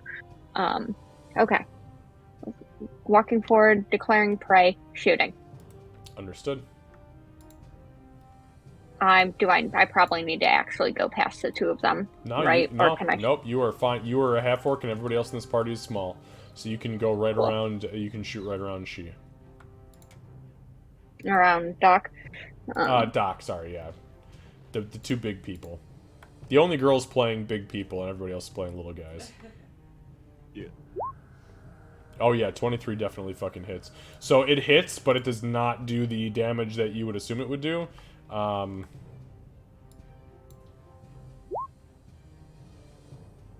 What kind of damage what is the type of damage that Slayer's Prey does? That is a very good question. That is a very good question. An extra damage from the weapon, so I'm okay, so assuming it's just piercing. extended arrow. Understood. So it's 7, okay. What am I picking up on this thing as I try and tap into it? With my senses. That's kind of weird. I can do that actually as I was my. gonna say, what I should do have you mean led with with that. I It's- have my. Fuck, what is it called? I know. Oh, it's a full action. Never mind. My Okay. hunter sense is a full action. Okay, understood. Yeah, you don't know what the fuck this thing is, but you shoot it in its fuckity shadow face, and it hurts it because it like screeches out. So something happens. Okay, yeah, that's fair. That's what I've got. All right, Meepo. Okay. Meepo will try and get the fuck away from this thing. I don't think Meepo would disengage. I think he'd be terrified and would just bolt. Oh, it's going to try to So hit you. yeah. to see. No, it rolled a 9. So as you be, what the fuck? This is the coolest creature I have in this whole dungeon, and I roll I'm just not getting. Okay, I'm gonna hit 20 y'all, motherfuckers. That 20's coming. Yeah, you dodge away, no problem. It tries to grab at you. And then he's still freaking out, so he's like running, screaming. He'll just turn around and cast. He'll cast Ray of Frost. No, he'll cast a Chromatic Orb at it. He's panicking. Okay, Chromatic Orb. Go ahead and give me your.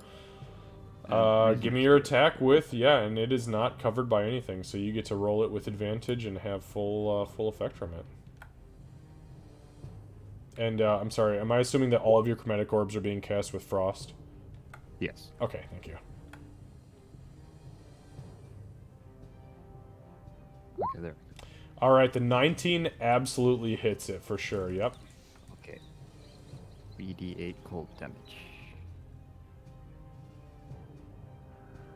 It was a low roll, mostly. It is not showing. It says 12. It's 12. 12 damage? Yeah. Fuck. 12 cold damage.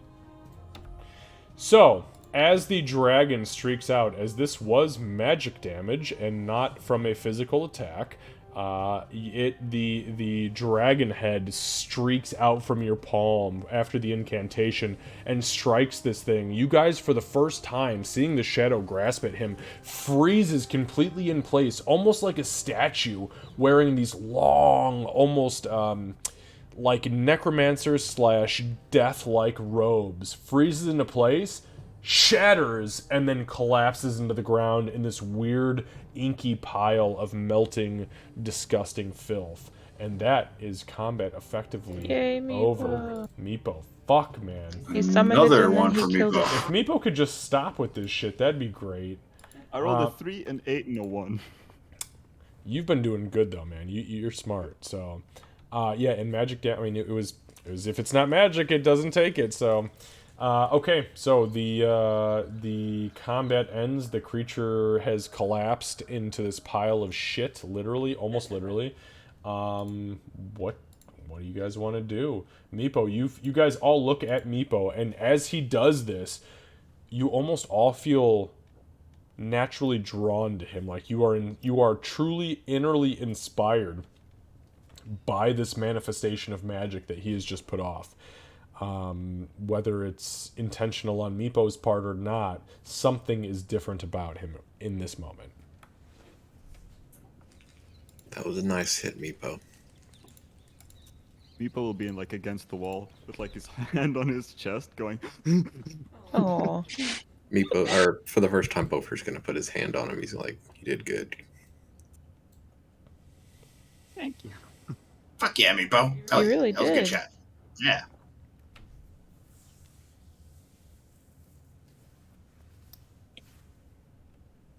So, All right. Is there anything else in this room that worth trying to suss out here, or is it just that? depends. What do you want to do? Who wants to look? There's nothing. Yeah, there's nothing left of that thing anyway to search. Right? There's just goo. Nobody Pretty searched much. the room. I guess we can investigate the room really quick. Why don't we look around? Try not to touch the dragon or anything, just in case. Okay, who's gonna search the room? I'll search. I'll give a once over. I'll assist. I am proficient. Okay, perfect. That means Kevin or Ree, go ahead and give me a perception check. And actually, give me an investigation check with advantage, since Candace is proficient. Okay. That is a good spot to be. Mm-hmm. Not fucking great. That was a pretty bad roll. What the fuck? Ree trips over her own Oh 2 my feet. God. So Ree starts looking around, and Doc is like, "Do you see this over here?" And Ree's like, "Hey, you got any more of them mushrooms that I had in my panties like 6 hours ago?" And Doc is like, "That was like 3 days ago." Oh fuck! Has it been that long? Time is meaningless in here. Terrible. You find literally nothing. Literally nothing. I find this really interesting corner over here. This is Look at this this is corner. nice. This is a nice corner. Yeah, and then I'll listen at the door when we're done finding nothing. Are the runes still shining? No, the runes around the edge of that circle faded when Meepo supposedly absorbed them. And oh, sorry. 13. It is dead silent on the other side. And then checking for traps and if it's locked. Okay. That's an at 20. It is not locked, and there are no traps, and you are 100% sure of that. I don't hear anything, and this door is good to go. Kick it. Kick it. Yeah, I'm not exactly. Kick it. Bam! Fuck that door, man. Fuck your door. All right, so inside here there is so leaning and falling stone bookshelves fill this chamber, though a clear path connects wooden doors on opposite walls, that is to the north and to the south. Torn and burnt pages, bindings, and scrolls form a very disordered pile in the respective northeastern and southwestern corners of the room. Ooh, these books are cool. It looks like a very torched library. Huh. Can I look around and see if there's anything in here? Fuck yeah, give me a perception check, Yeah. brother.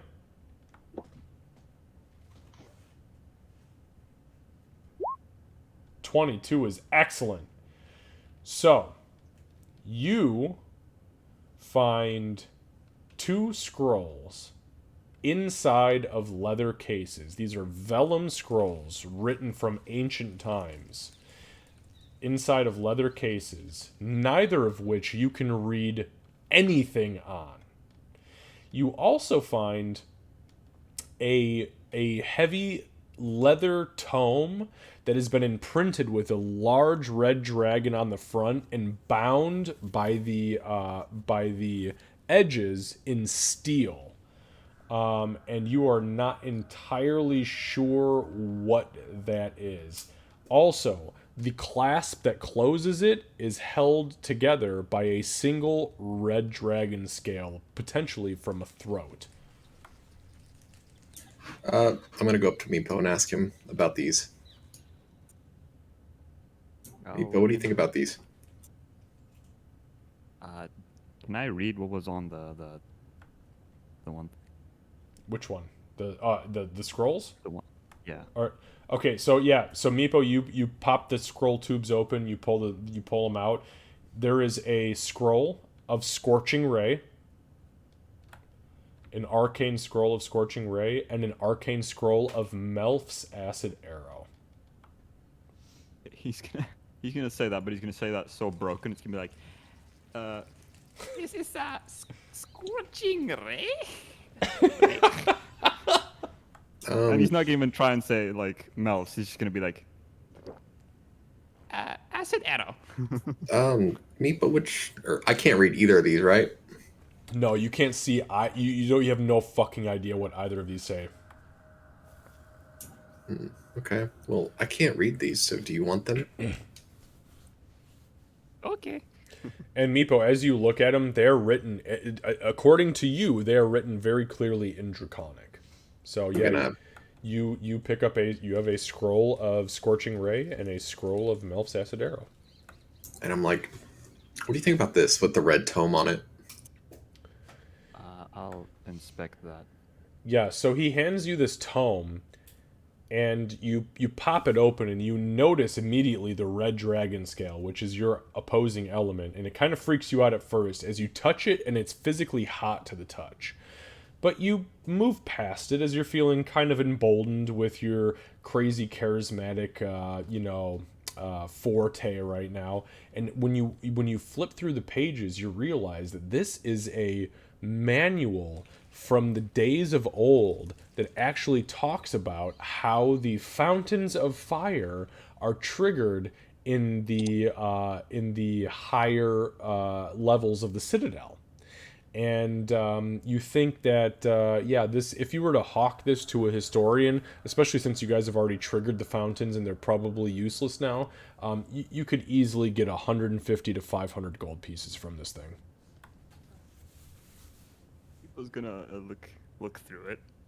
He'll he'll look sadly at both and be like, "There's no taco fountain." What is it? So what does it say? Only tell about the fountain upstairs.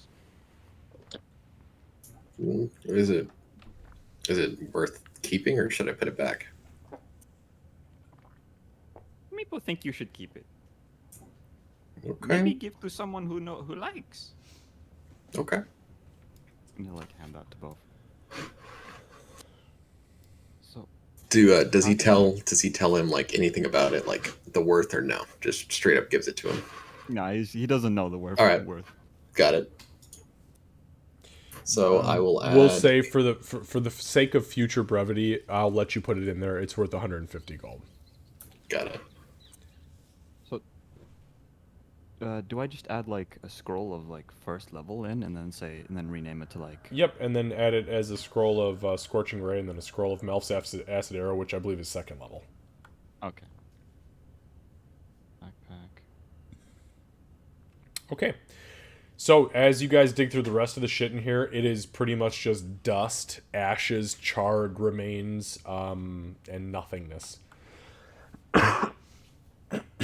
Just for reference, if you look through my inventory, it's going to be Dragon Book. Sure, no problem. As long as you got the value on it, I don't give two shits. So what's this? This is the door up to the north here. Is this just another library? I wonder. Maybe. Meepo, you have fun with those toys. Meepo. Before we get too far from this, there was nothing left of the shadow thing, right? Oh, no, it was literally just ectoplasmic goo on the ground. Sounds like water. Oh, no, you want to drink it? Yeah, No, fuck I'm yeah. kidding, Drink bro. the I'm shadow. kidding. Drink I'm the kidding. shadow, Essence Spoofer. Bet you won't. Oh, no, I He won't. won't. He'll just embrace it. In the dark side. All right, so door to the north. Yeah, we'll just go ahead and open it. It opens with ease and reveals a very small corridor that leads to the stairway down to the octagonal room you guys were in before. And there's nothing fantastical or Wait, what? interesting about it. How? There's a That stairway. makes no sense. There's a stairwell. No, it just. But it's all on the same level. Was there a slant like right here going up? Was it like a upwards? Yes. Okay, so we went up a slope. Oh, that makes sense. This is a big ramp. So it goes Oh wait, straight no, down. no, no, no, no. Hang on one second. Hold up.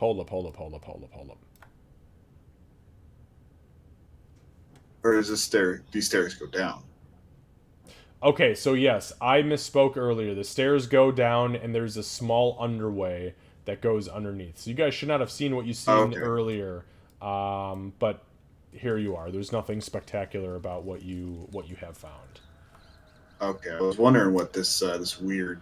Yeah, it's just Wall like yeah, seems all it's a about. broken wall, collapsed on the inside where the actual like where my pointer is. That's where it's collapsed interiorly.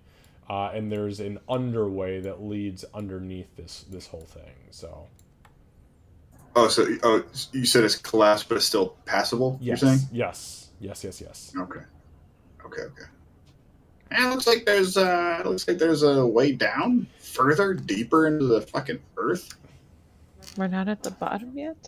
I guess not. It keeps going. Dug too deep. It's too much. I wonder if that's where they are, though. Yeah, maybe. Can I listen? I want to listen at the staircase. Okay, give me a perception check. They are coming. 20. No, it is dead silent. It's too quiet down here.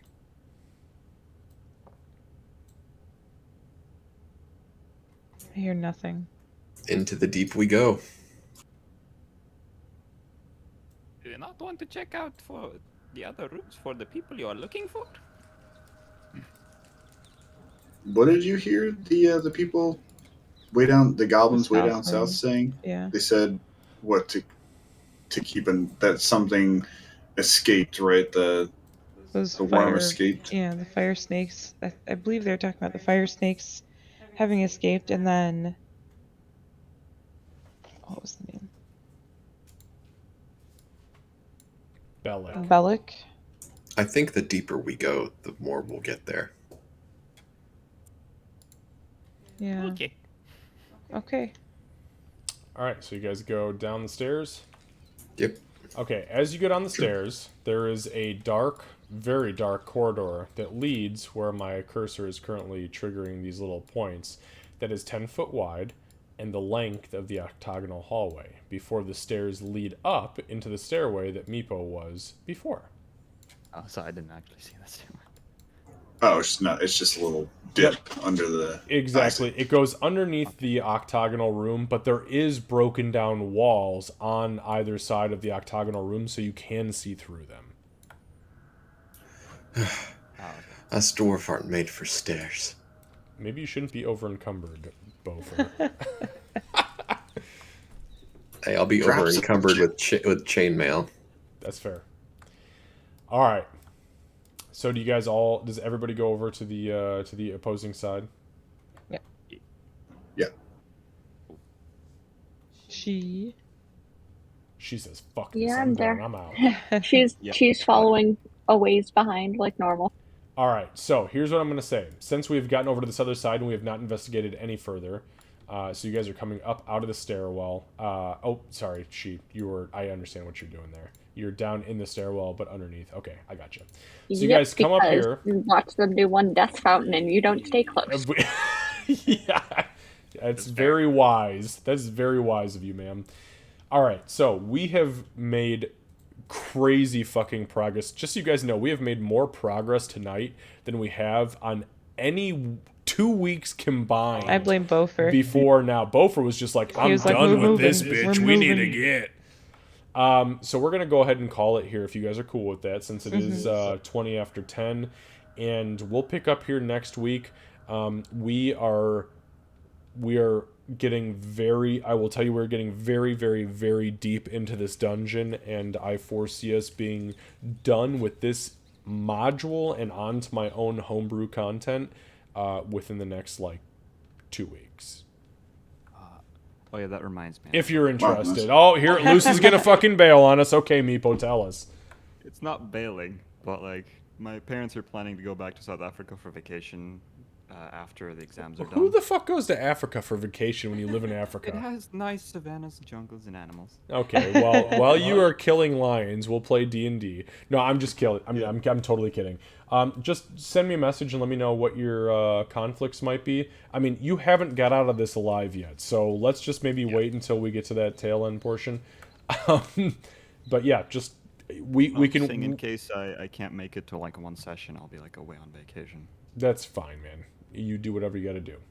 Trust me, Africa's much more important than America. So, how many combats was that? 1, 2, 3. I think 3 legit. Yeah, 3 combats. Legit. That was pretty fucking as awesome. Okay. Can't get past my 16 AC. And I still have 4 spell slots. All of you motherfuckers have so lethal. Yeah, well, first of all, Meepo is the most lethal. Second of all, you guys have so many goddamn hit points, and your AC is so high. Collectively, as a party, you have the highest ACs that I have ever had to hit as a DM. I can't hit any of you. And then you put on chainmail, and I'm like, what the fuck? Especially Ree. Barbarians are usually easy to hit, but you slap that bear shit on, and I'm like, shield, fuck me. Man. Yeah, and a shield. Fuck me. Yeah. That's why I'm not rolling with 19 or 20 right now, because I wanted to spread the love around a little bit. Oh yeah, that's why. Yeah, sure. Well, thanks. Hey, you're welcome. Appreciate it. All right, guys. Yeah. All right, I'm gonna swap over you guys, and I'm gonna go ahead and raid somebody. If you want to hang out for a few, that's cool. If not, we will see you next Sunday. Candace and I have a lot of work and job related / career shifts happening in the next 2 weeks. Yeah. As Candace actually landed a huge fucking job this week. Actually today. Nice. So Ooh. she is going to be essentially at the like corporate executive level in her company with human resources more than anything, which is awesome because she's been fucking fighting for it for years. Yeah, it's been a while. So she's there now, Congrats. which is good. Thank It's you. good for everybody. It's not going to affect how we operate in any way, shape, or form. But as far as like updates and stuff, if we have changes and we're not responding, just know that we are both trying to adjust as hard as we can to Yeah, this will be to the changes. This will be my last week at She's my turning current. into Jan. No. Oh, I hope so. Jan was a fox. As long as she doesn't throw my Dundee at my plasma TV, we're good. That one night. No. All inclusive. Oh my god, I hate this. I'm out. Okay, guys, we'll see you next week. Thank you guys so much for playing. All right. Night, guys. Later. Yeah, guys. Who are we gonna raid? I think we're gonna raid the Island Mexicano, honestly. Yeah, I was thinking that too. The Island Mexicano. Here we go. Boop. Raid has been created. My friends, thank you so much for popping in tonight. This has been an excellent session 7 of Dungeons and Dragons. Not 7, Jesus. 11. Whoa, where the fuck am I? 7, 11, 21. Here we go. All right. We're out of here, guys. Thanks so much.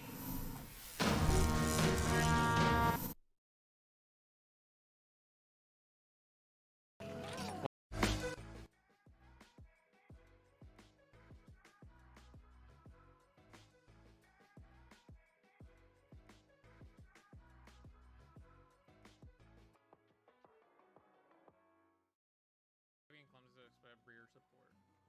Where's this match usually attack from afar, focus on the Molly's monster.